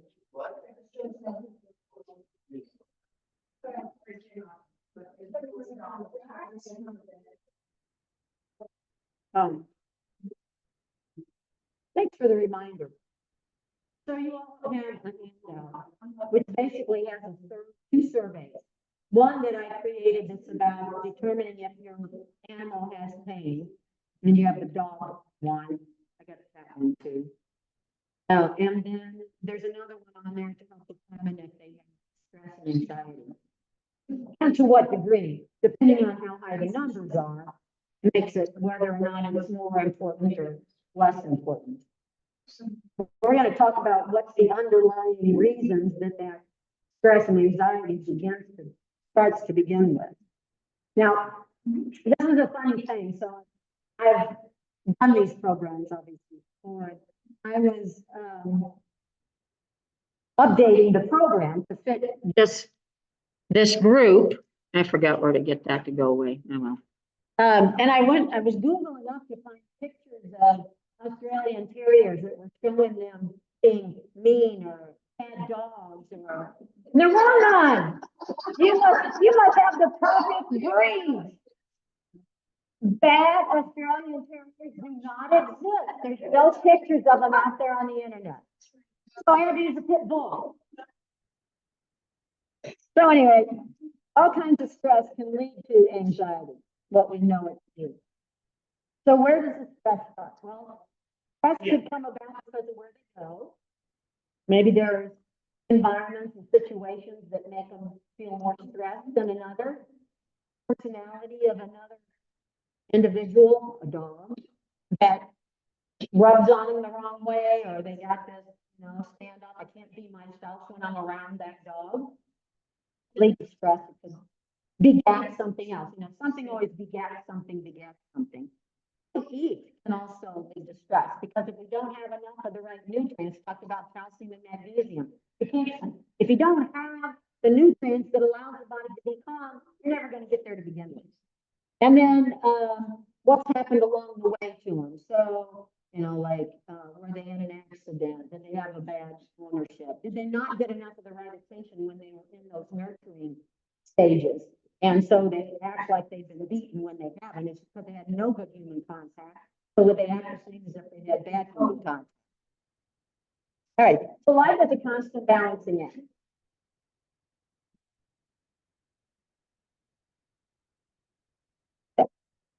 Life's a constant balancing act. So, it's that seesaw, it's the yin and the yang. And then what are the things then come into play? So we've got certain stressors, which are different for every body. And we got one dog that still nothing affects it, and you got the other one that doesn't like going for the car ride. This one wants to go for a car ride. Undersharmed by this one, doesn't pay this one at all, or vice versa. You have certain stressors that individual are significant. We have toxins in the environment that can lead to stress and that. Just the environment itself. So you might have known of like dogs that are attached to the family, and then the family unit starts breaking down. And the husband and wife are fighting, and the dog gets upset, and now it's having vomiting and diarrhea. Is it the problem that the dog really got? The vomiting not here, it's here. It's all that emotion that's causing them to be that way. Or maybe stress, the environment is that they actually live outside and it's cold. In that cold weather, or too hot in the summer and they don't have water where they're at. Everybody doesn't live the posh life of your dog. I know you know some of those. Nutrition again, pain itself, and then just lifestyle. What I was talking, some like to be home. Other ones thrive to go somewhere and show off. I'm here now. Another one's like, hey, don't look at me, just let me stay home. All right, so this for stressors can go on. Mental infections is a stress. You may see it or you may not know it's happening because it's below the bone level. Diseases, after stressors. Vaccinations, too many vaccines, they're actually stressors. When you give a vaccine, you're building the military. You got the Coast Guard, the Army, the Navy, the Marines, the SEALs, the whatever. You've got all of those, and you're creating more and more military as you do these vaccinations. Now think about what would happen in a country where you kept recruiting and building military, but then you never had a war. These guys and gals are trained to fight, but they're not going nowhere to fight. What's going to happen? Internal. They're going to start fighting themselves. They're going to start picking fights with each other. Because that's what they've been trained, they've been programmed to fight. And if they're not going somewhere else to fight, they're going to start fighting amongst themselves. And that's what can happen in the body. In the vaccine, your titers get too high, too many antibodies, it becomes a problem. Pregnancy is a stress. Some do better at it than others, but the little bugs take a whole lot out of the mother. Parasites are certainly stressors. Group living, some do better, with others, and sometimes on more of one family. Sometimes you have to replace them as puppies when you have an older dog, but never know happier. What is the quality of their life? You want to have all these dogs and do all of this. This one's not happy. I'm better off to find a place where if you belong with one or two people and not have a bunch of other dogs running around, getting in the way, annoying it. And you say goodbye because it's better for that individual. So what happens? Irregular schedules. Oh my gosh. Do those dogs know when they're coming home? Do they know when mealtime is? When breakfast? Well, their clocks are remarkable. We can't even imagine all this stuff. They snow 10,000 times. We'd be ballistic if we could snow. You don't even want to go there. But yeah, what they hear, yeah, it's amazing. Oh yeah, that's oh yeah. No, yeah, it takes them a lot.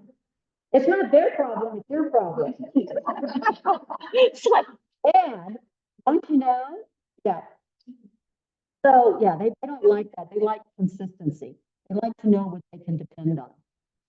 So, group living can be good for some and they get along, and other ones, it's not so good.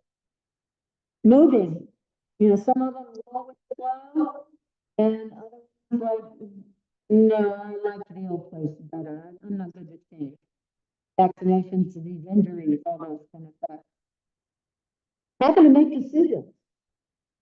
Okay, I got hounds, the waffles, not because they were really my breed. I started with corgis, Pembroke, back when I was in the second grade. And had a bunch of those, but my son got into the coonhounds, and so somehow the mother had coonhounds. And I got one, the aunt, is gonna be 6. She's super smart, very clever. He learned pretty early on, I let him whip off the place. And if she got to the point where she really had to clean it and the thing started moving, she put a paw in there to keep the thing from moving.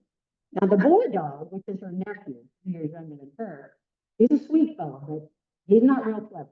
He starts where that hole goes along the wall, down the corner. He just keeps following it. Yeah, but making it not move, that came into his spectrum.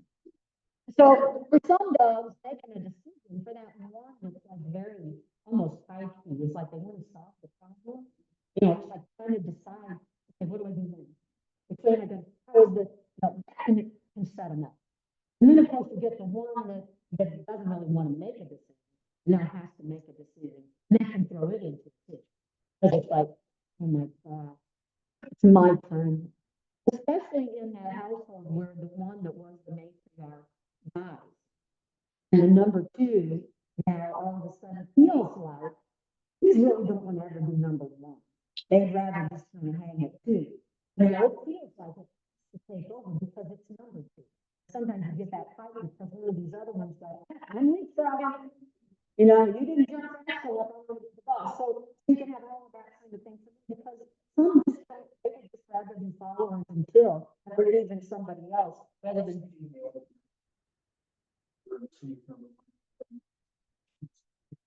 Yeah. Yeah, that's right. Yeah. Yeah. The matriarch and all females will have a bigger skirmish about it than a boy is like them go, yeah. I gotta find it. Yeah, go ahead, whatever you think. Being isolated. So that can set them off. That, yeah, some dogs just have to be by, because they're a pack animal. So if they have to be by themselves too much, and they really want to be with a group, that's hard. And that can be stressful, and then the other things. And then the energy healing. Oh my God. What a load to bear. What do you do with them for the ambulance, party hats, stuff? Has anybody seen Clarence? The dog on the YouTube dog, the black Labrador? Oh, thanks for fun. He's some dog influencer. And he's always got the guy videos and stuff. And he's always got something. They make him wear these little or whatever it is. Yeah, there it is. And then activity. Again, some like the activity. Sometimes a little activity is good, but people may go on too long, and then that dog runs out of enjoyment of the activity. You have to be able to read where they're sending now, especially as they get older, too. I've got something else going on. Toxins, big one. Poisons. There were a lot of poisons out there when we were younger. You go to your grandpa's shed, out in the old garage, all them different jars and cans you'd see on the shelves, and parsnip and strychnine and yeah, all kinds of them that were used for things for hundreds of years. Is that copper? Yeah. Yeah. Yeah. They don't see anything. There's a lot of that. Okay, so we want to combat stress and anxiety of the sort. We want to go, my whole thing is, you can be putting out fires forever. You can just go from one fire to another. But if you find your awesomeness, there's no more fires to put out. So my plan is find the source. You want to get to the origin of whatever all these things are. Sometimes it's way down there. Who did that? Who did that? Right. We want to find out what do they need, what's missing.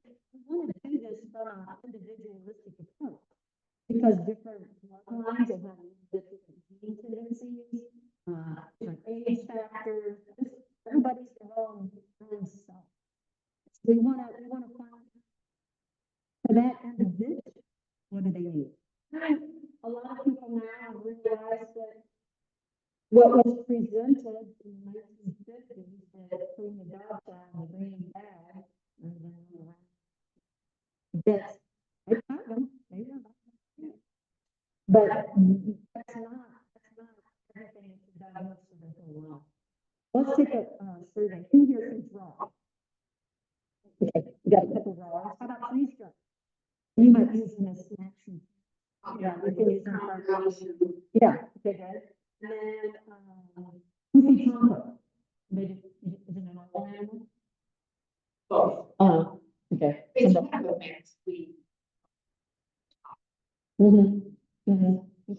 And then, who thinks good? Okay. Okay, so you add other things to it. Okay, now, who knows about bacon? Yes. So most of the food goes through what's called an extrusion process.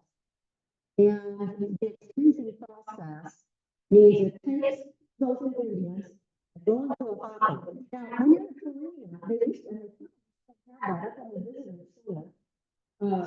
there's a machine, there's a plastic that's made of like a demo. You go up there and it shows you the whole extrusion process and the stage replica of a machine because it's all the same steel.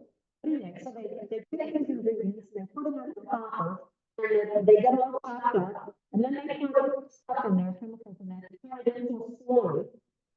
And then that slurry goes through the extrusion process, where it's taking out the moisture and taking out a lot of other things, because it's a really high temperature. So it keeps things up to beyond the point of the nutrients still being viable. Then it comes out in these hard pieces, however, through the thing. Now they have what's called the enrolling process. Now they're going to put on some kind of oil with antioxidants, because you got to have the oil to make the next thing stick to it. And then you have to have the antioxidant to keep the oil from going rancid. That's why you put it on paper and get the juicy spots. That's that. Then the next thing is now they're slowing down all the nutrients will get out of the food, not extruded out of the food. So that is what's called the extrusion process. Now, in that processing, what happens is that it ramps up the starch level of the carbohydrates. First off, those foods are generally higher in carbohydrates. And the reason on the vertical diet, dogs only eat about 15%. If you can keep their kibble that you're feeding 25%, that's pretty decent. But most of those extruded diet kibble, which is all but about 25 grams, and only currently 25 grams of dog food to actually make the kibble. Everything else is extruded. So the extruded diet causes this lack of starch. Now, root organs have starch. Liver, pancreas, we think about diabetes, obesity, and then this carbohydrate level being, most of them are between 47 to 63%. That's how many carbohydrates. When you're feeding extruded kibble, it's like somebody eating fast food, eating boxed prepared meals. And cookies, noodles, artificial cheese, all of that. More cookies.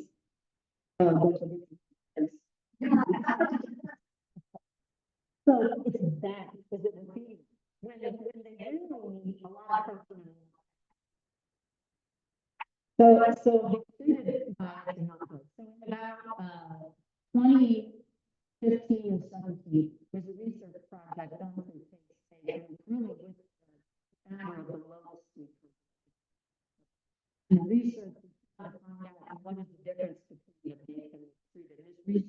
everything on my website. You can go to the website and read it. It shows the difference when you're feeding nutrition and how these other factors that are created in the food cause the problems with the pancreas and sugar handling and starches and all of that. So if you're going to feed a kiddo, bottom line is you got to do it. Otherwise, you're in the yeah, the LCD. That's the way I have the list. I'm trying to think if I have to. There is a list at least on there from about 2023, but that is back in there, only maybe 17 something. More and more companies coming up with data all the time. It's not going to be as cheap as expensive, but you're either going to pay and that for bills and drugs, or you're going to put it in the food. And so that's your exchange. Right. So feeding better, we tend to get, dogs from America, like everything was the same, everybody got the same thing. Well, these breeds, especially ones that haven't been in America a long time, ancient breeds or older breeds, they're considered only calculated on what they lived over for thousands. That's what they're considered no necessarily needs. So when you introduce them to factors that their computer has never seen before, like, what are we going to do with this? So dogs that came from, let's say, Asia, they eat a lot of crickets, fish, bugs, but their diet was very different than a dog that came from Ireland or England, Scotland, Germany, very different. And so the more unusual, the more important it is to feed for that. Now, oftentimes when people are having with their dogs, well, find out what they eat in the country of their origin. At this time of year, now we get to do the season. Because different organs gear up at different times of the year. So in the springtime, remember it's like, it's gonna work to detox the things that the feeding and over the winter, this is going to sleep. So like I said, it's food. And the body starts like that. So you go into a different heat phase. In the wintertime, a different body organization. Extreme rhythm. So then in the summertime, you have greens available, you have fruits and things like that. Those are available in the winter. In the wintertime, you're eating rooted vegetables. The sweet potatoes, the things that can go in the south. And that's the clock that the body is designed. We find what they eat in the winter, and this is what they can consume. If you feed them that way, you will have that in your body. So, there's been a pause.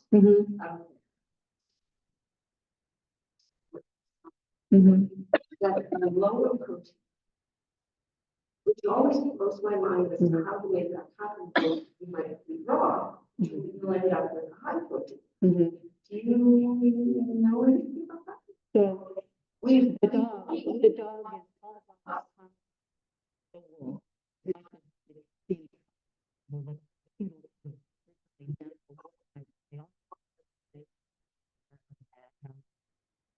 I'm just this over the terrier never got fed the best. They got stripes, they got worse. And well, most definitely, they didn't want that to balance the protein.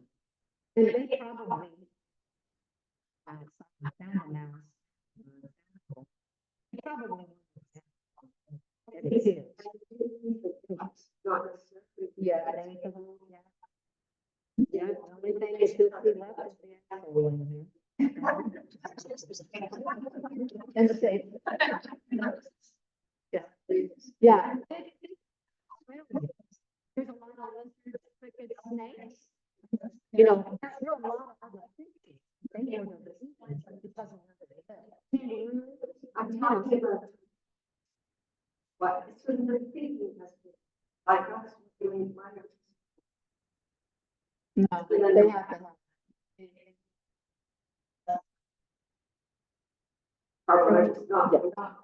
Protein needs to be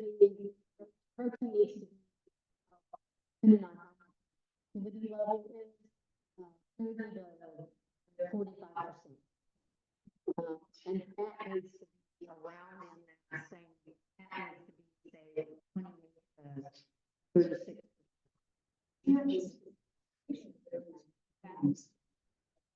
Well, fats can be the lead fat, but you also have oils too. So we've got a whole swathe of oil. So when I'm making, I have like a little recipe that my clients get, and then anyway, the next thing also is about the focus on one thing. You want to build, and you want a big friends and family thing. It's like a cell phone down here. You want to have a lot of communication with a lot of folks and a lot of folks. If you only give them this very thin line of options, the friends and family, that's all they can do. So when they get introduced to someone else, they're not a problem. Because they don't have the volume or the variety of the micro factors, the bacteria, the bacteria, that handles that an option. This is why you get into a GI problem, because they don't have the factors to deal with it when they should. If you had to take friends and family. So you want to from young on, and this is odd variety. And then they get a really strong GI system and nothing fast. As long as they're not wasted. Any kind of stress, when you get that anxious, you get that autonomic, you get your fight or flight sympathetic system turned on, the gut shuts down. Well, this is why when you get nervous, you know, people pee, people poop, when they're scared to death, it all comes back. Because you are making your own nervous system survival, making you like to wait. And the last thing you're going to do, you have to run for your life, is poop. It's going to be gone first to see. You're not going to take on your own nervous. Waiting on the body, waiting volume instead of so if you, that's why anybody that's trying to play it, any dog that's a lot of nervous anxiousness, it's going to have GI problems because their stomach is always in the second mode. We don't have the enzymes right. We don't have all the signals. All the times the liver, gallbladder, and the pancreas to get ready. There's specific signals that the stomach sends to those or to tell them your turn is up. You know, get in the happy box. It's coming. And if the stomach is on sympathetic dominant, it's not going to empty out as fast. Now, once the stomach gets out, look at those. The gallbladder is like, that fat. Whatever. You know, then it gets to the small intestines and they're not moving right because they already partly you're not supposed to be. So there's never good digestion in any individual, doesn't matter who you are. Of course, it doesn't matter who you are. When you're sympathetic, now, you can be perfect and not sympathetic. I don't want to be serious. That doesn't necessarily mean that they're all sympathetic. But if you are, then it's going to be GI. So, after that, chronic repetitive recurrent GI issues, I'm looking at where do they fit in there. Parasympathetic, that, which is the opposite of sympathetic. That's what I'm supposed to happen after you eat. Parasympathetic, that is the part that's severe. That happens when you smell the food. From the parotid gland, as soon as you start with chewing, starts with the chewing, the smelling, chewing, saliva, swallowing, all of those are signals. So the next one happen, and the next one is going to happen. And that's what happens in parasympathetic. All of those are working on all of those signals in the body. That big getting that lunch and football. You're resting so good. All happening. And that's going to get the most. But that dominant and different. How did you think it? No matter the way, no matter the world, no matter they're never going to get as much food as what a dog does. It's not sympathetic. Their body function, their immune system, their pain loss, the food style, yeah. All right. Pretty cool stuff, though, ain't it? Yes. Once you know, it's a very enlightening. So Dr. Rick Roberts is gonna launch a crock pet if you wanna do, like, some people don't like raw, but you can do the crock pet, slow cook, do all that. Here you go. There's some of the baked kibble. The other thing about the baked kibble is that it's never greasy. You can put it on a piece of paper, it's just sitting on that paper. You do not have. So these are some of the different companies. Like I said, there's about 24 of them named that are out there that are big. And I always say based on the label. And there's more and more every year coming out that's baked kibble. So the word is out. And the other thing about the baked kibble is that you usually eat less of it than extruded. Because of that extrusion, because of all the stuff, the dogs really want that. It means they're eating more. In order to get the nutrients out, they have to, because it's such an inversion of ingredients need to be. So when you think egg, you're more going to get the carbohydrates down to the 25% zone. Certainly some of it, but that's okay compared to 47 or 63%. And the meat quality is going to be better. Protein, fat, and all right.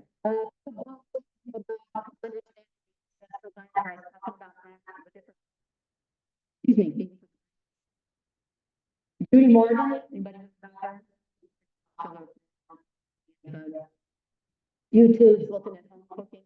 She's got a cookbook. Just came out with it. She's a reliable source. Pretty much on Judy's side. What's her name again? Judy Morgan. JudyMorgan.com.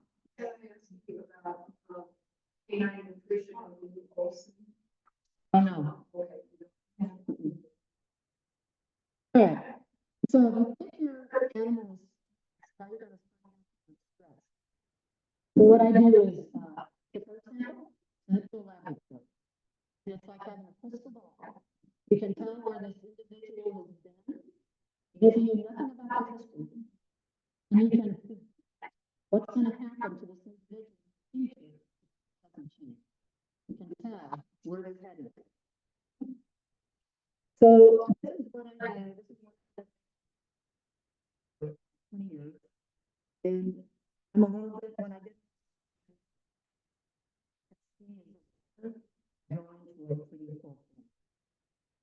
so we want to be able to do what because that's random. Here's what happens.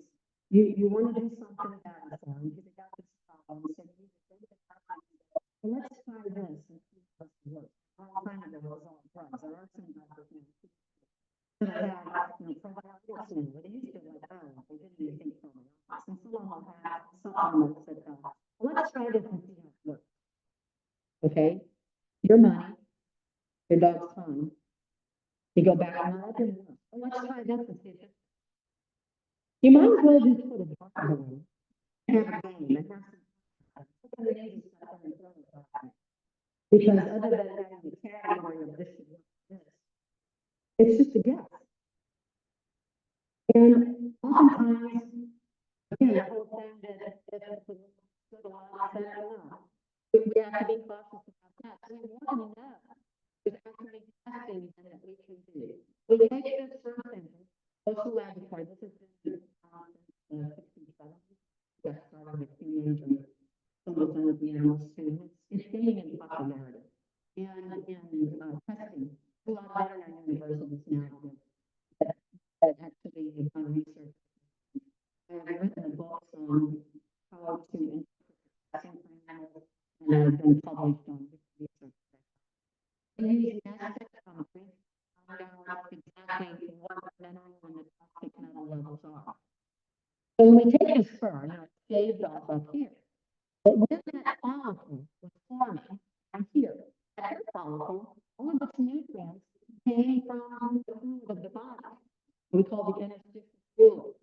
Interstitial interstitial fluid bathes all these. Interstitial fluid carries everything, all the stuff. Not the blood. The blood can only, it kind of stay on there. It can't be removed. The blood is just what keeps your life second to second. It's not what keeps food off of. The blood is not what keeps you basically functioning in your life. Just for that moment. But the interstitial fluid is what carries the plasma, the lymphatics, all the nutrients to all the cells everywhere. And that's what the nerve intestine is. What is in the interstitial fluid? All right. So that interstitial fluid is like a train. And the train stops at a station, and some people get on, some people get off. It stops at the body organ, and some nutrients are down, nutrients are being left, and it goes to another spot. Some things get out, some things get on. Not only does it carry the good things, or whatever you think it could be drunk. It could be drunk, it could be something in the environment that's bad got in, and then we're going there too, it's going to the wrong. But it also gets to a point where it has to pick up and all the trash back up. So those have to be in the from the other direction. All right, so this is a picture of what the could look like. What we want is everything along that darker line, and whether those minerals are low or high, individually are indicators. And then you also look at certain ones, like certain minerals like the calcium and magnesium are key to that. Calcium and phosphorus are key to that. Zinc and manganese. Zinc is the masculine mineral. Manganese is the feminine. Flowers that do not have enough manganese will not have flowers. They're just a green plant. Mothers who don't have enough manganese are not very good. So there's certain of these minerals that have to be there for hormones to even take right. So we look at certain ones in contrast to the minerals, toxic metals.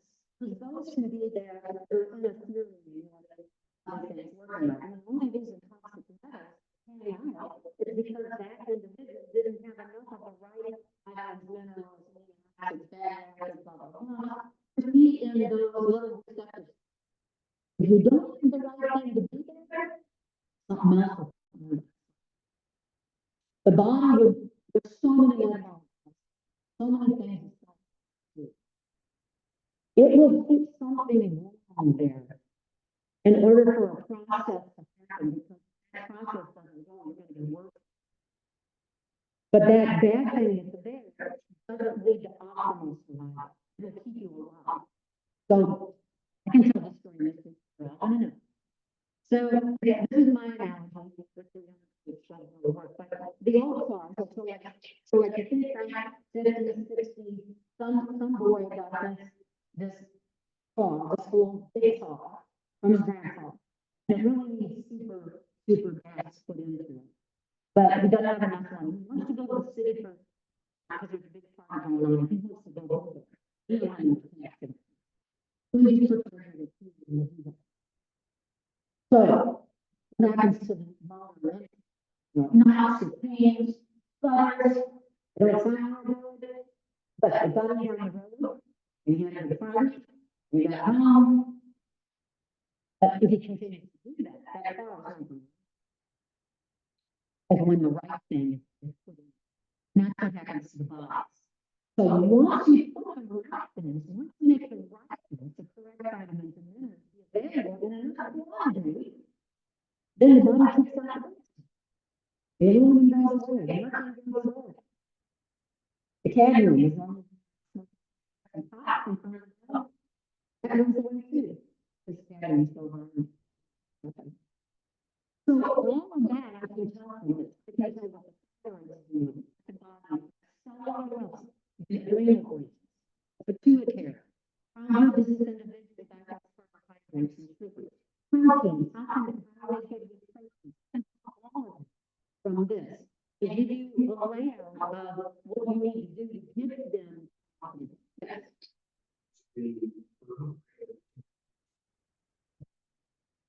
I usually have them say they can hear the ball stop. Otherwise, you gotta be explaining why is that there. Unless you want to advertise what it is that you're doing. But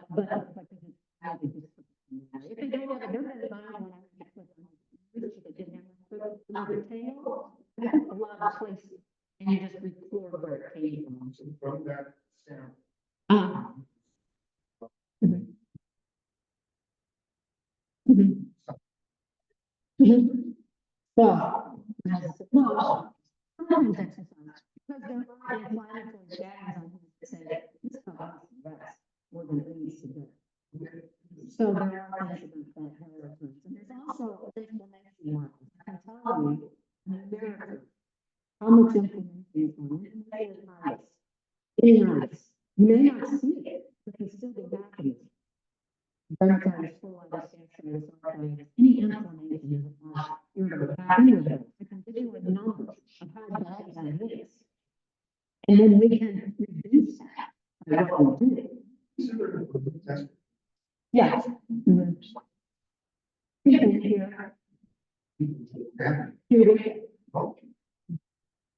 Big question. Oh, yeah, I don't know. I was typing, so.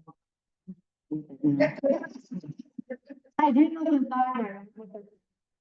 So you can see the when that's that, like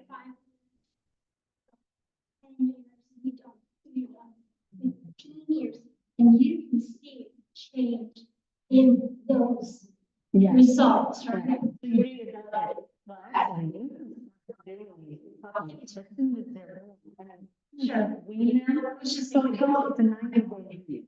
So gestation is 60 days. Yeah. So this should be a task that every veterinarian does in that department. Because when they see the first time, they should do this. Because that individual is born with what the mother has. So whatever the mother has, is what this thing is. You can change a baby's life by helping to Enrich diet. whatever the mother has doing, remove that. Huge amount of toxins could be in a baby. Doesn't affect the entire life. But you can remove them quickly when you're that young. You let them sit. But generally, you do it faster than like in 4 to 6 months. Unless they're really bad. They're really bad, you do it in 90 days. And then you do it again in 4 to 6 months. And then the first part of my annual. People do it every year. It's part of your. Yeah. Because body is constantly working. Yeah. Everything is so the emotions, like they do it really good, and then they're squeezed. Yeah. It is short. They were in a, they had a transmission on the summer, and this one was in depression. So there's a lot of things. These electrolyte minerals are huge in showing us what we're gonna do with the body. So we get a lot of different patterns of these calcium, magnesium, sodium, potassium. It can be a lot of different ways on the graph, which tells us a lot of what's happening.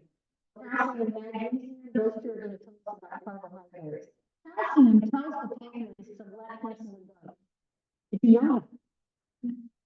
Magnesium tells the pancreas no, put insulin out. But what if you don't have enough magnesium? It's putting out more insulin. You don't have something to tell it to not do that. Or if you don't have enough calcium, the pancreas is not getting the signal, put the insulin out. So now you look like you got a diabetic or a pre-diabetic. And the blood test is not going to be because the blood cannot change very much. You didn't have enough calcium in your blood, you'd be having seizures and touch it. They will show up on the first being very deficient. In my research, 94% of the dog population is deficient in calcium and magnesium. This is the thing with stress and anxiety. Those are the common minerals. Those are nature's common minerals. 94% of the dog population does not have. We had 564 dogs in the study. 94% of them are deficient in calcium and magnesium. They do not have an opportunity to be able to deal with stress, to not end up in that anxiety phase. Even though they may know, I use the example of like an 8-year-old boy in school. Teacher starts in front of him, be still. Sit there, do not disrupt the class. He knows what that means. He tries. He sits there really hard. And a little while, all of a sudden, he's agitated. He doesn't have enough calcium and magnesium. He cannot help himself. He is punished and reprimanded. And the real reason is he does not have the minerals to allow the body to begin to do that. And that is the stress, anxiety, that is the beginning of it, in all of these animals. And the dogs will go, when they are self-sufficient, they're going, because they can't slow down until they exhaust themselves.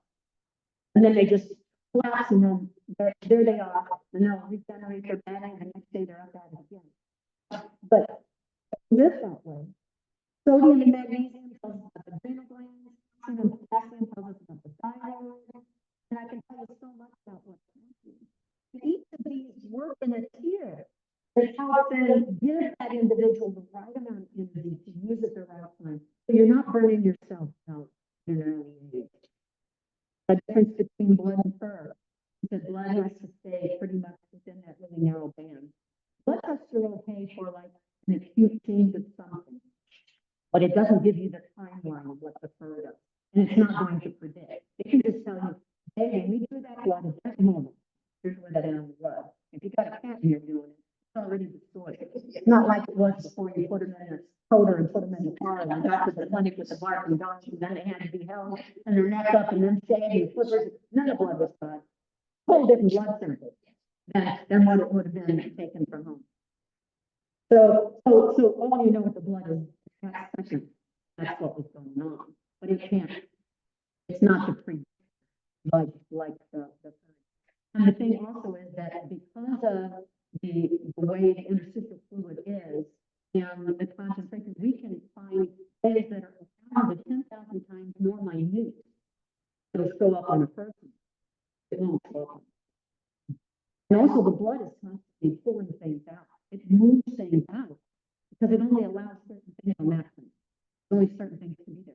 So it's constantly moving things out. So we can pick them up in the interstitial fluid. You wouldn't see in a blood sample either. Even if you went to test blood for alumina, it may not show up in the blood, but it would show up in the hair, for example.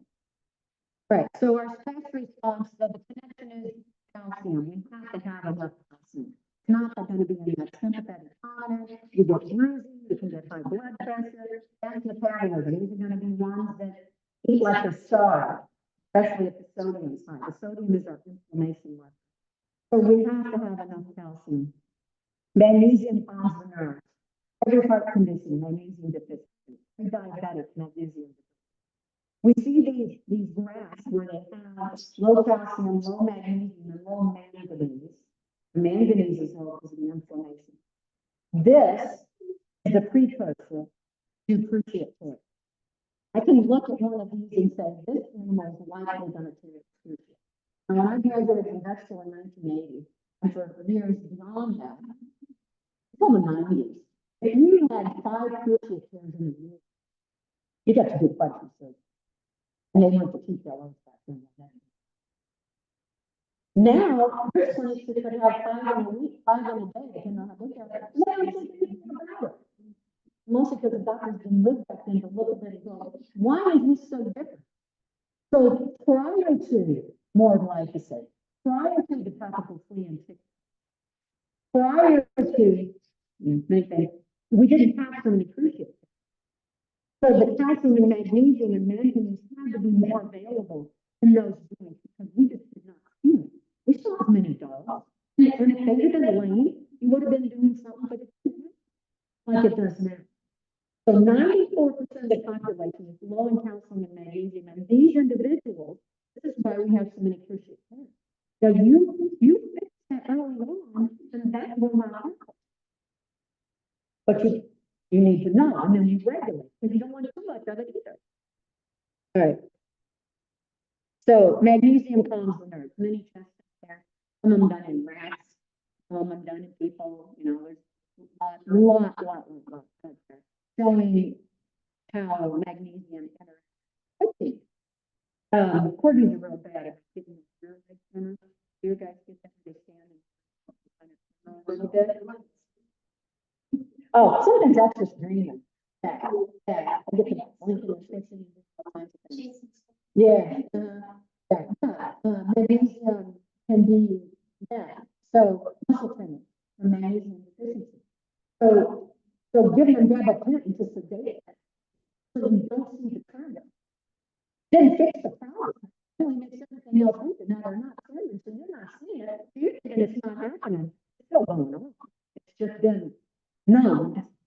But the real reason that it happened hasn't been correct. And something else is going to happen. Guaranteed. Sodium. So this is the inflammation. Sodium is a stress response.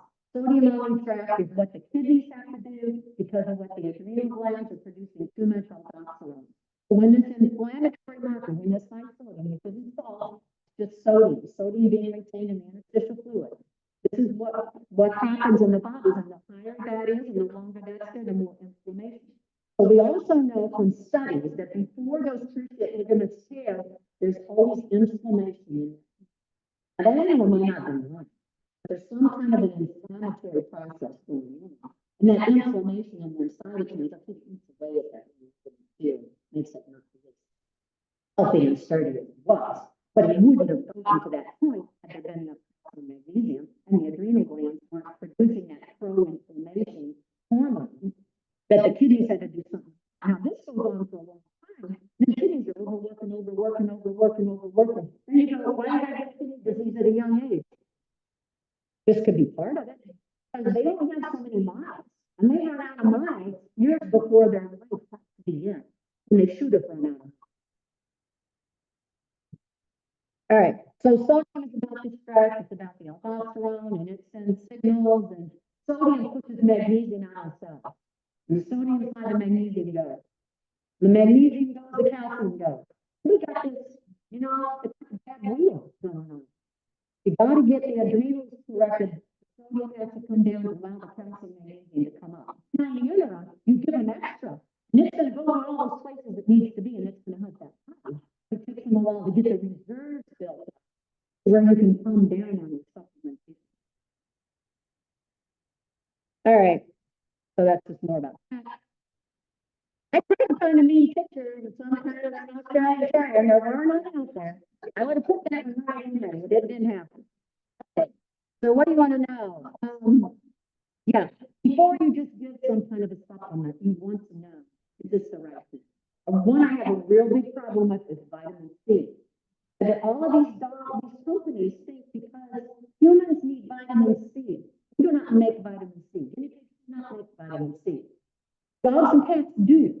We do not need to put more vitamin C into their food. If they need it in supplements, they will get it from the nutrients, set aside when they need more.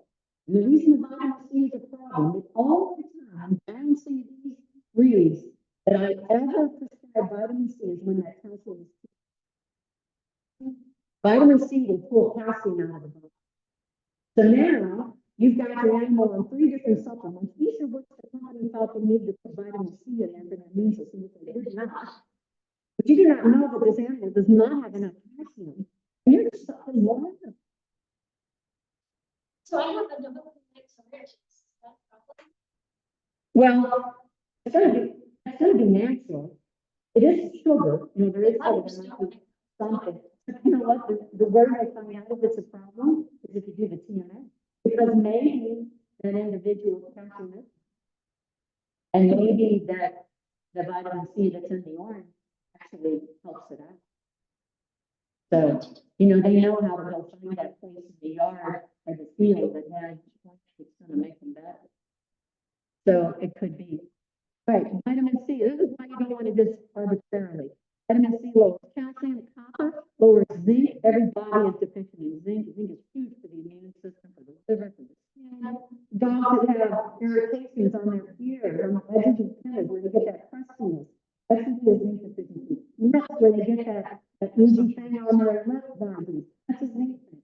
There's nutrients that treat those. You don't need steroids and antibiotics. That is not the solution. Potassium lowers copper and calcium. Iron lowers zinc, calcium, and chromium. Manganese raises sodium. So unfortunately for these dogs with the bad joints, when there's a lot of inflammation, that sodium is high, that magnesium is a stake in the ground. Manganese is a stake in the ground that keeps the sodium from going higher. The last thing you want to do is give more manganese, even though they need it, because the priority of the body regulate the endocrine and keep that inflammation down. So you can't give more manganese, but somebody who doesn't know looks at the guy and says, oh, that's very low.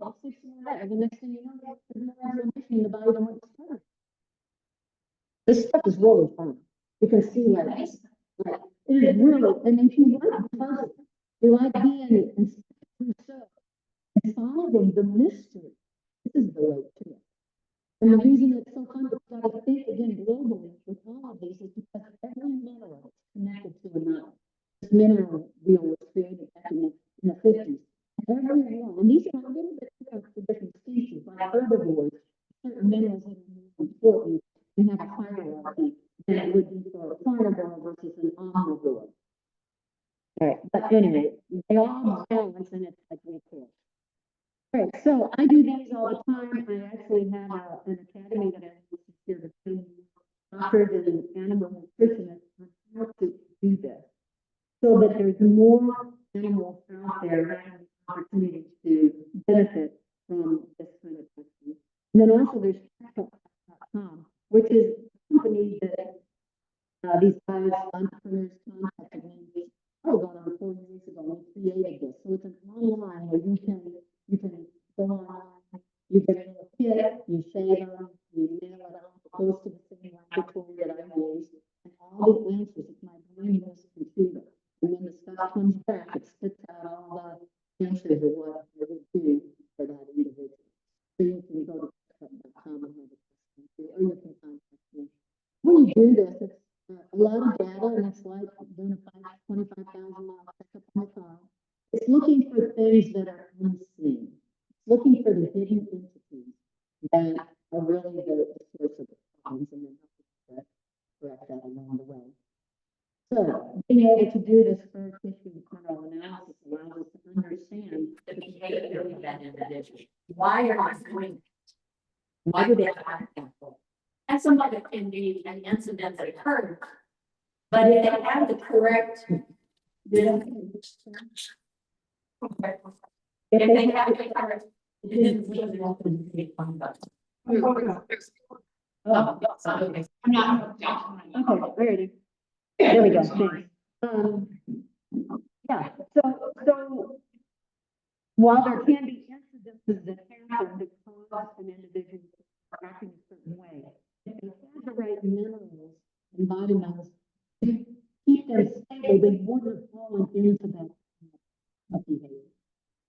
Step, or at least a whole lot, more or less. So you want to make sure that you have somebody that understands out there that I've had clients send me their reports, and I look at it and go, that's not the way. They shouldn't be saying this because the person that's doing the interpretation hasn't said it wrong enough. It doesn't really understand how to read these. They're not trained well enough. All right, so is it about stress? There's a lot of different reasons we've gone through many of them. There's that stress test that you have there you can look at. A big part is what's happening with the endocrine system and the autonomic nervous system. We need to be able to balance that in order to really help them. And then using the first analysis is the way to kind of get to the beginning of it. Things that you can do in the mineral, definitely evaluate your routines, look and see what this one seems to do well, what they don't. The environment, are there any things that are like looking for toxins or things like that? Improving your diet, and talk about that some of the things you can do that to help them. Reducing any pain, pain is going to wear them down, and if they have pain, it needs more nutrients, so it's going to steal nutrients from other places, making sure they don't have that. Chiropractically, cervical, subluxations, like I said, make a really bad headache, make for a bad temperament, make for a bad day. C2 being out messes with the heart. Now you got this heart that's going all the time, that's going to ramp them up and make them more anxious. So doing those chiropractic adjustments is really good. Herbs that can help, St. John's wort, really good for stress relief. So a lot of times you got to treat them with something while you're waiting for the nutrients to get on board. So don't go to a drug like use some herbs.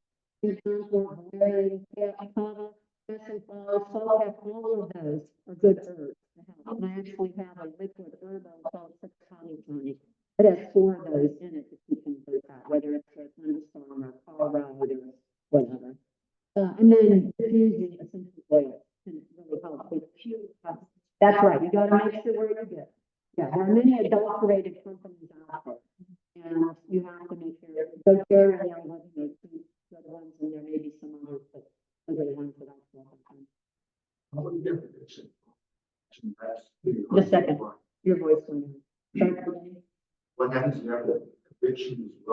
Uh-huh. Just that puppy. Uh-huh. Yeah. Recommendations? Well, I would before, like, even before she was born, I would start on a new program. And then you still have her on that and probably ramp it up the last couple, 3 weeks and continue at a higher level than what would be recommended throughout. One of the ones that's just pretty safe, I kind of informed her that's safe, specifically for certain patterns, which I wouldn't use if that wasn't the pattern they were in. It wouldn't be the right one. One that's pretty safe, that no matter which way they're on, we're not gonna make some flat response. They have a regular dog wellness. Yeah, one for joints and stuff too, but they have a general wellness omega something, and it's a powder. And it's got a full spectrum of things, and that one's a pretty good performance. Performance, out of California, started by two veterinarians, two brothers who were veterinarians. But, yeah, so that product should be okay, and that's when the stuff too, when they get started, it makes the taste better. Check pup, CATCKPUT.com.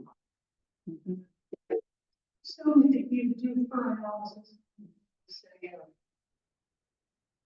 rating or copy that all of the copies. You could say, if it's in that, it's so early on, they're going to be the mother. You could pretty much see it in what the mother was. Yeah, and what she allowed them to do, but maybe they're adopting.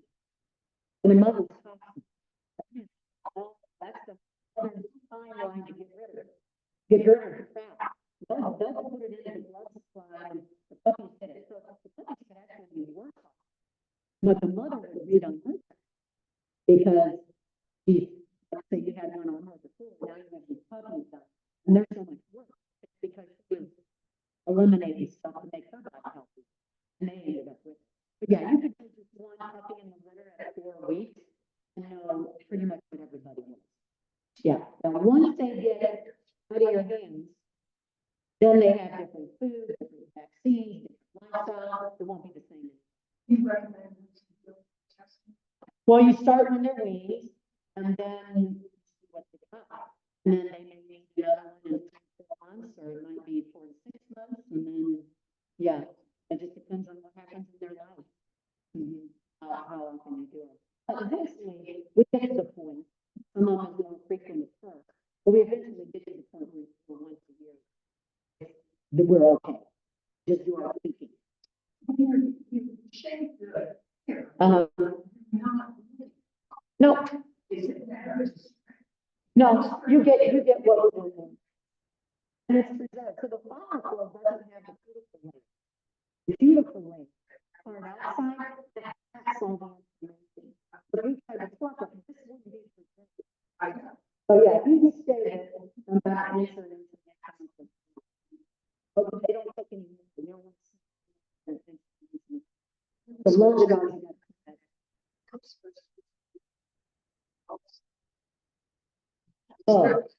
Oh, I see.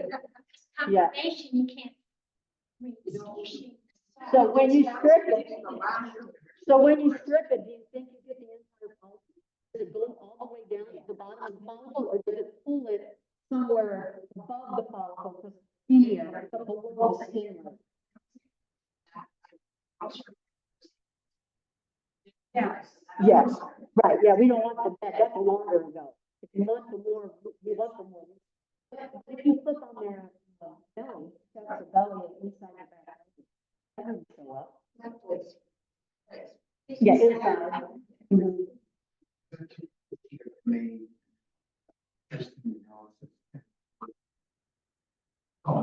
The check cup, I think is $195, but then they've got $50. That puts it down to $145.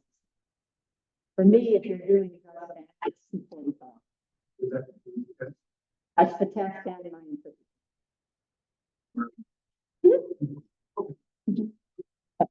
Okay, good. Okay. 25 minutes, you're not gonna get a break. We're having such good time. We've got, oh, cancer. We still got the cancer one to do. Okay, pause share. Okay, let's see here. I gotta get cancer. I'm just afraid they're gonna come and chase us out.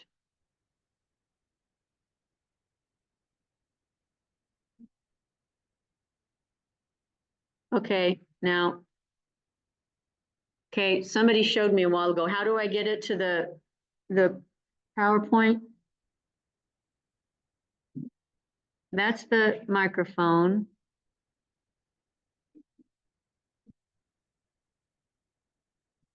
I need to change this to.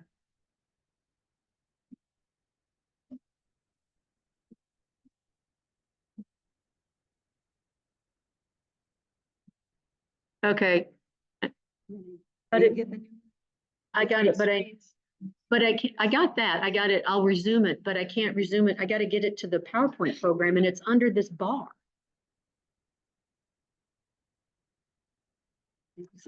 While ago, there was something down here that I did that allowed me to get to it. Oh, if you could reduce it. Yeah, that, oh, wait, was it this? Oh, it was this. Got it.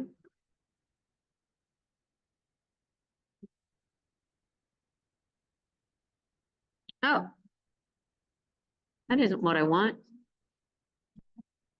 Yeah. Sure.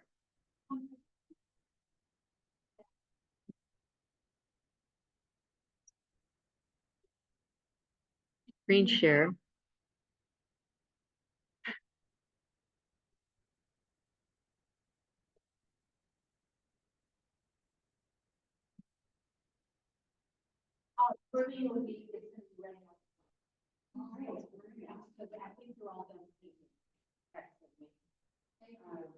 And then if you have baskets. Okay, we're up to the cancer one. So how many people here have had a dog that had cancer? Oh, lots of. Okay, right. So either we've had one, we knew of somebody that had one, or it's happened to somebody in our life. So there's the assumption that there are no cure for cancers anywhere. But there's a lot of different things that you can do to help. And we go through these questions, you know, like how did he get it? Where did it come from? How long will he live? What can we do to help?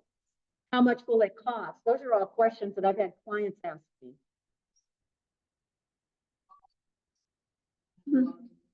Yeah, yeah, like lymphomas, melanomas. Yeah, they'll stage them.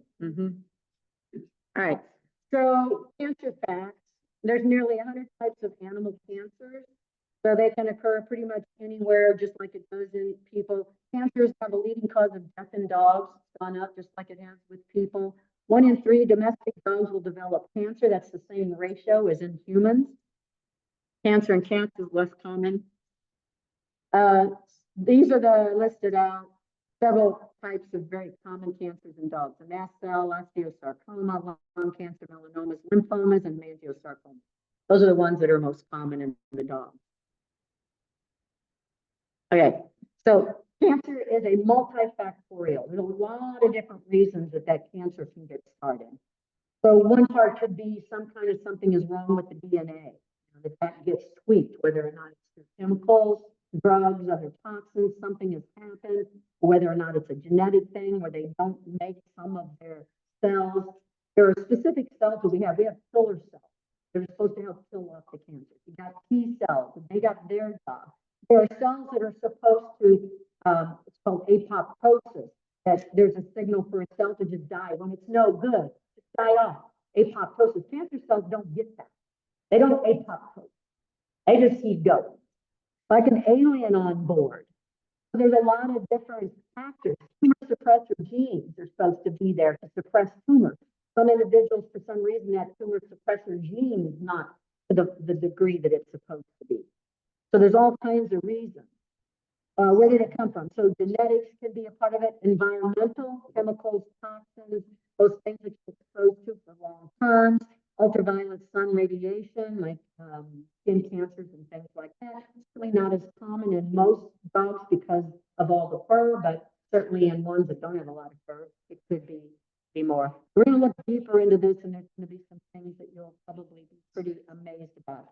One thing, we need to look through the lens of the microbiome. What's happening with the microbiome can be a start of what's happening with the cancers, because of all the other creatures that live with the microbiome. It's not just the bacteria. There's other parasites and viruses that live in a relationship with them. So viruses, you could have a latent virus that's at the center of the cancer. And it is this virus that set off this abnormal proliferation of these cells. And the cells then that no longer recognize the body's auto-regulation. Okay, molds in the environment can be a reason that cancer cells can get going. The toxins that they produce and the suppression of the immune system that then affects that part of the immune system that would help radar the tumor and help get rid of it while it was a little cell before it became a big mess. Bacteria, tumors are homes to bacteria. So a lot of different microbes can live. And the more of these features that you add up that exist in that body, the more likely that you have that the tumors can actually begin. Fungi, fungal genetics, which they found in cancer cells when they've been, there's more and more you can do in laboratories now to research out what's there. And they're finding DNA from fungi in tumors. So they know that there's fungi that have lived there, otherwise the DNA wouldn't be showing up. Parasites are huge. Liver flukes are big factors. And depending on where they live, these are really big about pancreatic cancer. They get in the duct of the intestine right by the pancreas, and their parasites are a big deal with pancreatic cancer. So the more of these that are on board, the more likely, and these are all no-seums. They're things that you can't visually detect, and it makes it hard. You can even have like parasites, they can live inside a body that they're not supposed to be in. Now you're not the end-stage host. That means this is where they're supposed to go be. You're not going to get the adult producing the larva or the eggs or whatever. That doesn't mean that some of those wayfaring strangers, some of the larvae at the younger stages can get into a body and mill around and create havoc and hide out for a while and then come out. So this friend of mine was having some problems, this and that, and all things. And so she had this whole chest thing done, and they found these lesions, and they're thinking it's cancer in her lungs, and they go through her ribs, and they take one of these dark spots out, white on an X-ray, because her lungs are supposed to be black, the white spot. And they looked at it as a heartworm larva. You think that mosquito carries what particular spit it gets to who? You get bit by a mosquito, you get them all the time. Same saliva that the dog gets, but we're not in stage host.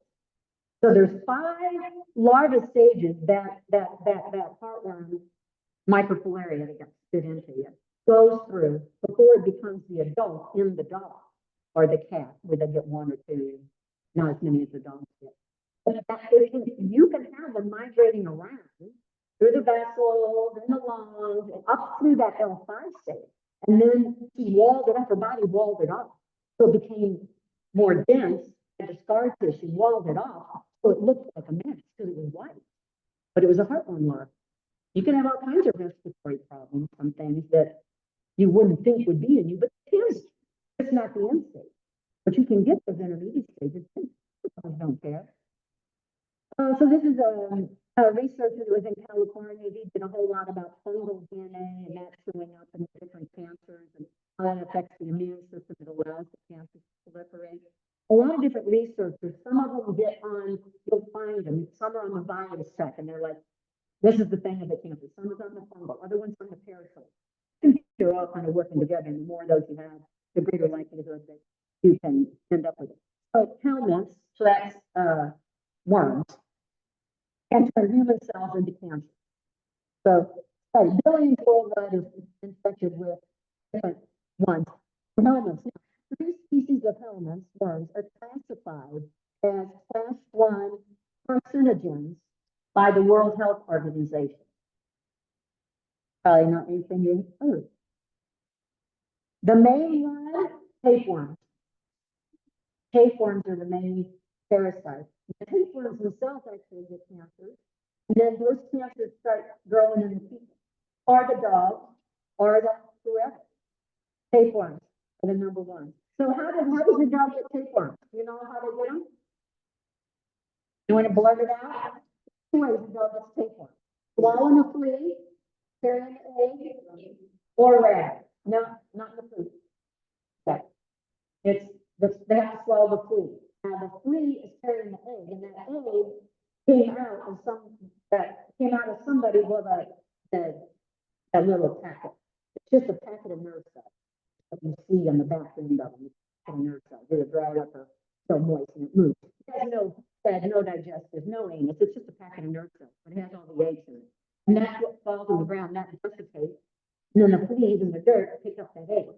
Then the flea gets on the animal in 2 and 12, the flea that has the egg hatches out in the stomach, now becomes the larva, and then it moves on to the liver or the intestines and starts. There was a client of mine that does cat rescue. She had this tomcat that she rescued that had problems. He warranted it. This tapeworm came out. They can't hold it up. That tapeworm went from here to the floor. In one, not like that long of a tapeworm. Came out in one hole. Yeah, that's the story. Yeah. Yeah, I did 2 extra rotations in vet school in parasitology. So I think those things are they've lived for so long and they're so clever. You know, it behooves us to know a little bit about them so we can battle them better. Okay, so flukes, the nematodes, that's flukes, it's another parasite. So a lot about that, schistosomiasis, and about the fluke. So has anybody ever been in a river?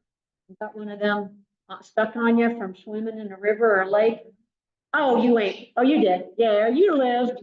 Yeah. You remember African Queen? When Humphrey Bogart had all them leeches on him? That's them. Flukes, trematodes, leeches, they're all the same. Yeah. Yeah, I've had them on me before. All right. All right. So, yeah, so the only way to stop the pain of cancer is to prevent it. Nutrition, another thing called protomorphism. So this is one of the things you get with standard process, vitamin deficiencies, and we talked about some of that from the nutrition perspective. We're doing those PMAs, those laboratory tests we talked about with the fur is going to help. So protomorphism. So Dr. Roy Lee was the founder of Standard Process. Anybody in here use Standard Process products on their animals? Okay. So this is the thing that you get from Standard Process that you don't get from anywhere else. So Dr. Lee was in the 20s and 30s up through the 40s. He's like 20-something, 30 years, looking at what makes cells grow. What is a factor that stimulates growth? And why is it that you don't get kidney cells growing in your liver or heart cells growing in your kidney? What manages that? What controls cellular growth and keeps it at the right pace and in the right place? Yes, exactly. So he called them protomorphisms. So if you think of proto like prototype, it's the beginning of the genetic morphology, protomorphism. It's the beginning of what the cells are. So this PNG, so every cell type, liver, eye, gonads, adrenal, thyroid, dermis, epithelial, they all have their own, they all produce their own protomorphism, specific for that type, that organ. He extrapolated those, and these are like a blueprint. And it's this protomorphism that helps regulate cell development and cell growth. Unfortunately, as you get older, like with everything else, the body runs out of the ability to make proteins. So you start getting old. But he figured out a way to extrapolate this PMG from those specific cells. So in standard process products, you have hepatrophin, which is liver PMG. You have renotrophin, which is kidney PMG. You have pancreatrophin, pancreas PMG. He extrapolated those. And when you take those PMGs, it helps maintain that cell integrity throughout life.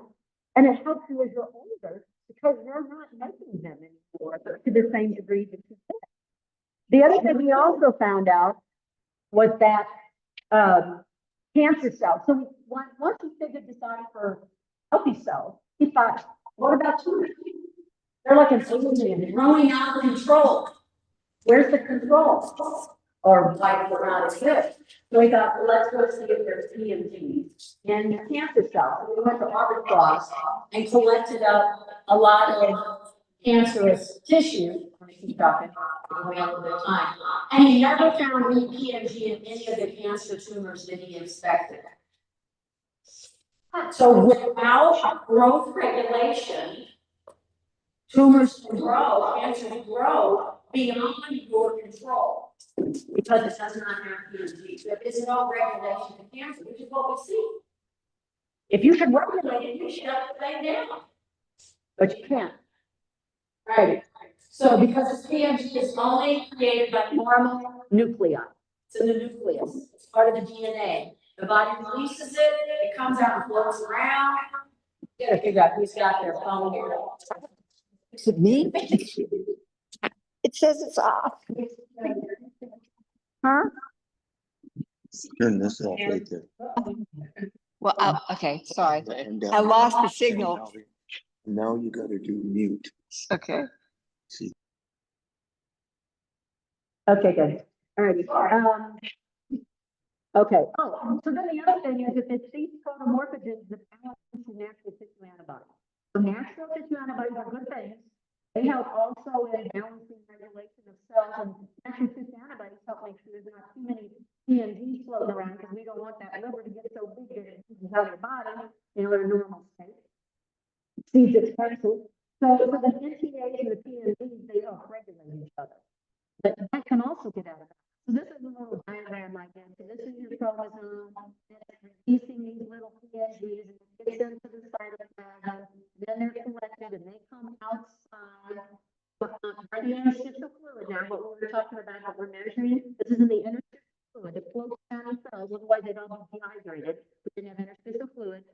So then the PMG, the protomorphogens, they match up with these NTAs.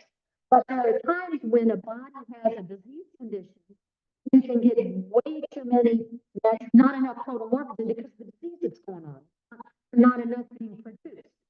And so, I didn't put that in. So then what happens is that there's too many natural tissue antibodies and they start cooking. Now, like a bunch of chickens, that one that's sick, everybody's been on a farm, you got one chicken that's kind of down, got some blood on it, and everybody else is over there at it. That's what happens. You got this bad part, or you got kidney disease or something. Now you're going to your natural tissue antibodies, that's the part of the food. Now they're cooking. So when you take the oral form of the protomorphogens, these natural tissue antibodies, they don't want a free meal. They detect that this PMG is in the body. And when that protomorphogen is taken orally, gets to the capillaries of the intestines, so under the digestive down there, these natural tissue antibodies leave the organ they're cooking on, but they're specific for that organ too. And they rush down to get this free meal. Now, there's peace here. That organ that would be infected to take a big breath, can start to heal, because these natural tissue antibodies are over here getting a free meal. They're in the food line. Pretty cool stuff. And in 47 or whatever, Dr. Royal Lee took this information to the American Medical Association because he wanted to share with the world. And they go, you little man, there's no way, because it started with this he has 47 patents.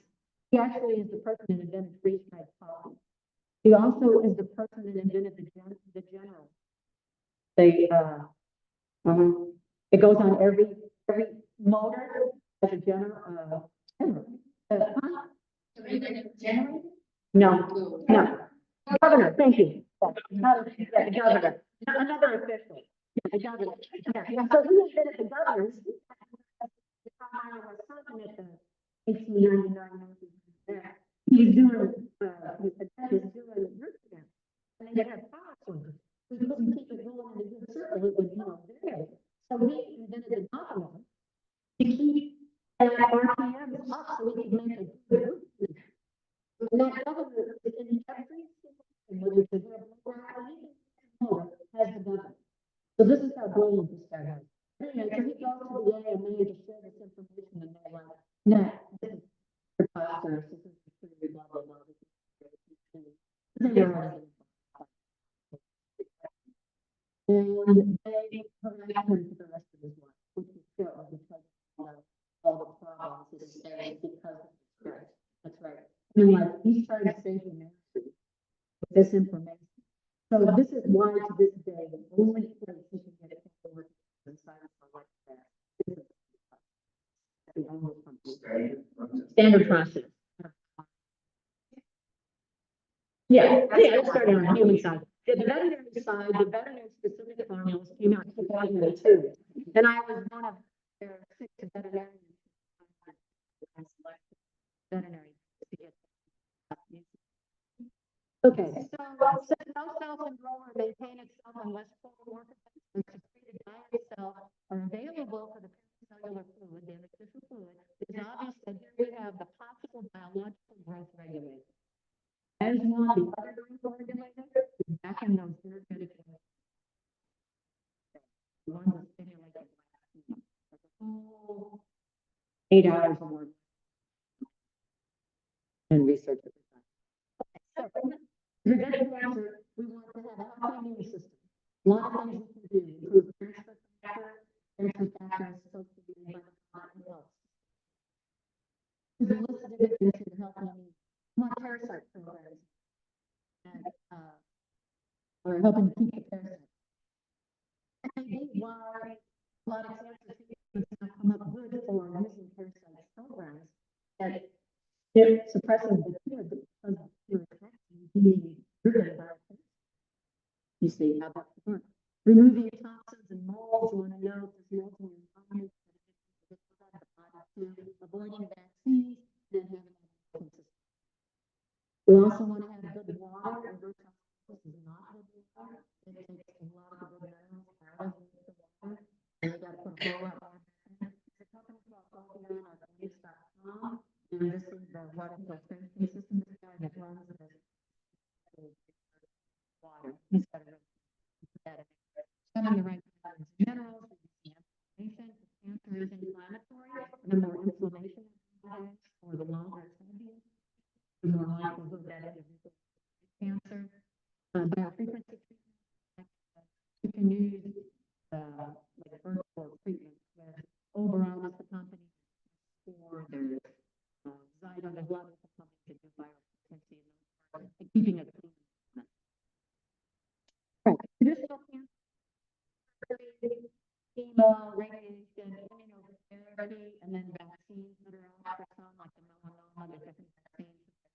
Using it in some of their work, on it, and it is. Well, a lot of consumers to get it out of there is really good, but other times that may not be optimal. I actually have a cell called blood and that's a plant. It's a combination of plant. I have a sad with that. That plant is there for rapid and so that, you know, cancer. Blue Cross says, traditional treatment with cancer is probably got about, this is for animals, 12 months. Survival rate in cancer is less than 50%. You did palliative care, you got 3 months longer with excision. Cure rates in cancer is 20% based on insurance statistics. So some numbers there. Integrative treatment, kind of like a daisy flower that goes close to the ground, but when you pull it out around the root, it's got to be in the green color, it's a color of the doing different immune therapies, so making sure that calcium, onboard calcium and magnesium tumors will grow in an environment that's calcium and magnesium. They don't teach you this. There's volumes of calcium and magnesium. The ones that are lower, the cancer is growing.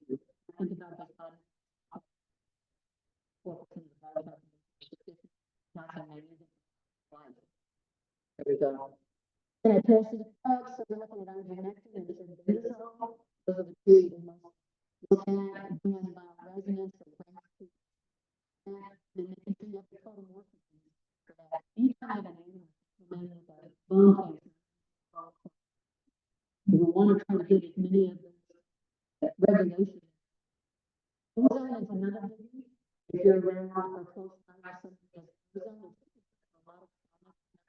medicine that research doctors will do. So it helps with a lot of the immune system, the oxygen, cancer cells. They like a deep dark clean and really like you put in beefs up the body's ability to make the environment less habitable. So a little bit of information about the different levels of the with the ozone, the really the only side effects. The only thing you're going to get a lot of different ways that it's delivered. I think that's the next slide here. Yeah.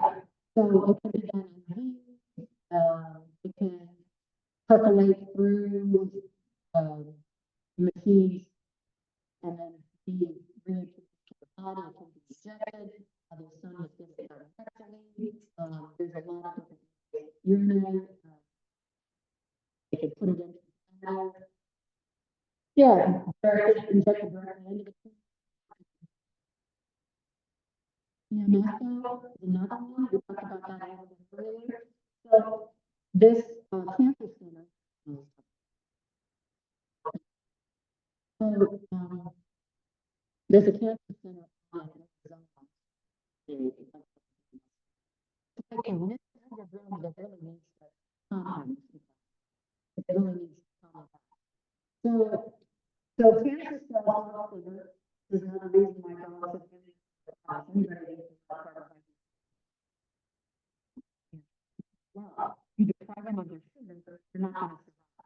So my sister when she came out to therapist, one point, her treatment was deciding they tested and find out and testing exactly which compounds kill them. And then she had in the IV bags, the chemo. They that she went to them. First off, you get money, then they give you insulin, so your sugar levels almost. At that point, the cancer cells listed inside your body. They are crazy. I'm gonna die. So then they hook her up with IV bag, which is the glucose nature with the glucose. So as it goes in, the cancer cells don't even pay attention. They just want that sugar. Not enough that food with all the blood in it. They're really taking it in. Then if they think of it, right in deep, because they're going to cancer cells have be very long in the head.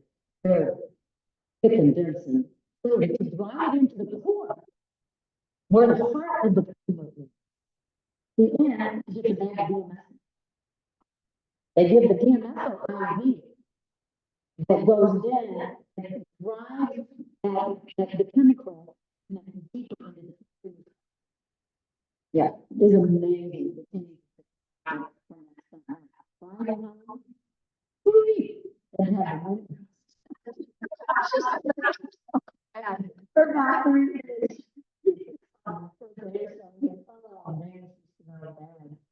but she went from back to the breast cancer, in a polyp for upper back, for neck, for kidneys, for liver, for lymph nodes, masses in the lungs, fluid in the lungs. She went from 30 years to basically almost a vegetative kind of state.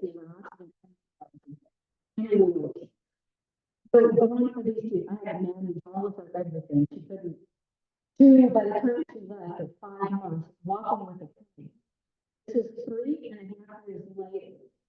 She rides her horse, farms, runs the tractor, moves the hay bale, she's an artist, does all that artwork, rides the bike, she does everything she ever enjoyed. The cancer still there, she's still bad, and she's got the one that loves the estrogen. These are on the side of things to keep the estrogen down. They said that it wasn't not inside the bone, so that he had swallow wrong, jump wrong, he would have been a chronic condition. So they went in and froze the inside of that, the bone, froze the inside of the bone, and then put this like on the pathway where the bone could go through. You're absolutely yeah. But it wouldn't happen. PMS has started that this year. Going to that center. So PMS talk a little bit more about the risks. We get to these slides. I've had these slides and they can see about, the colloidal silver can be added. Colloidal silver is really good for killing microbes. So that can be added to the DMSO to help just pick out the bacteria, kill them off. Ivermectin and benzol, those are the two antiparasitics that rank 5. Not every tumor is going to respond to both of them, some will respond to either of them. But she was on some of those, the main phase of it, did work. Ivermectin is really, really good. Dog and horse doses are certainly different than the human doses. And benzol, this is pancure, so if you have the one called pancure, that's the same as benzol. So they work at killing the cancer. Ivermectin helps it not metastasize. It helps the apoptosis. It helps it to die off faster. Then benzol helps improve the immune cells, the killer cells, the cells that are going after the tumor. This is that in vivo place for Mrs. Greenett. Yeah. Talk about doing bioresonance and improve the viability of the cells, get rid of some of those hidden fungi, microbes, and all that kind of thing. So I do want using those to treat. They're based on rice, if anybody's heard of rice. In the 1920s, goes way back. All right. Pharmaceuticals. This is Bjorn Morgenstern. This is part of the office. He was MD and Sweden, and his area of expertise in urology. And he was the chairman of the Nobel Peace Prize Committee for both of years in that field. He never won it himself. His whole focus was on cancer, realizing that cancer has an aura. You see pictures of tumor cells, they got this thing radiating out, which is how they do it. They push their estrogen into your cells. The tumor doesn't need way up the good stuff. It keeps growing until they can have good cells left. There's no space. So he researched all of that and found that we have this aura that it could, with electricity and introducing, start putting folds through the chest and the tumor. And later on, you can just introduce this radiate outside the body, and the body fluids carried in, and it suppresses the growth of the tumor and causes cancer. Another whole aspect of doing the right thing. Look at the front. So that's the office part. It is safe for doing it across 2 weeks. And another type of decade. All right, so cancer prevention is the key. We've learned a lot of different things today that you can use to help keep the tumor at bay, and things that you can do if it arises. But the more you can do prophylactically, the less illness in the future you'll have. What can we hear from this? Well, yeah, okay. Okay, so then you put the PDS, we're gonna put the PowerPoint program in the PDS format and then post it for you. So you'd be able to download. I have my biography. I have the books on interpreting DNA. But as far as the book that has all these, not exactly. No, this is the life program. Are there tests that you can do with the dog that may point that there is a cancer? Oh, there's, yeah, they actually have some other tests on it. Some blood tests and some urine tests and different things that look for cancer stuff. I don't know if there's one response for that. I mean, that comes up very fast. You can do fine, and then within a 3-month period, all of a sudden it's there. That's a weird one. It grows super fast. All right. Well, thank you all for coming.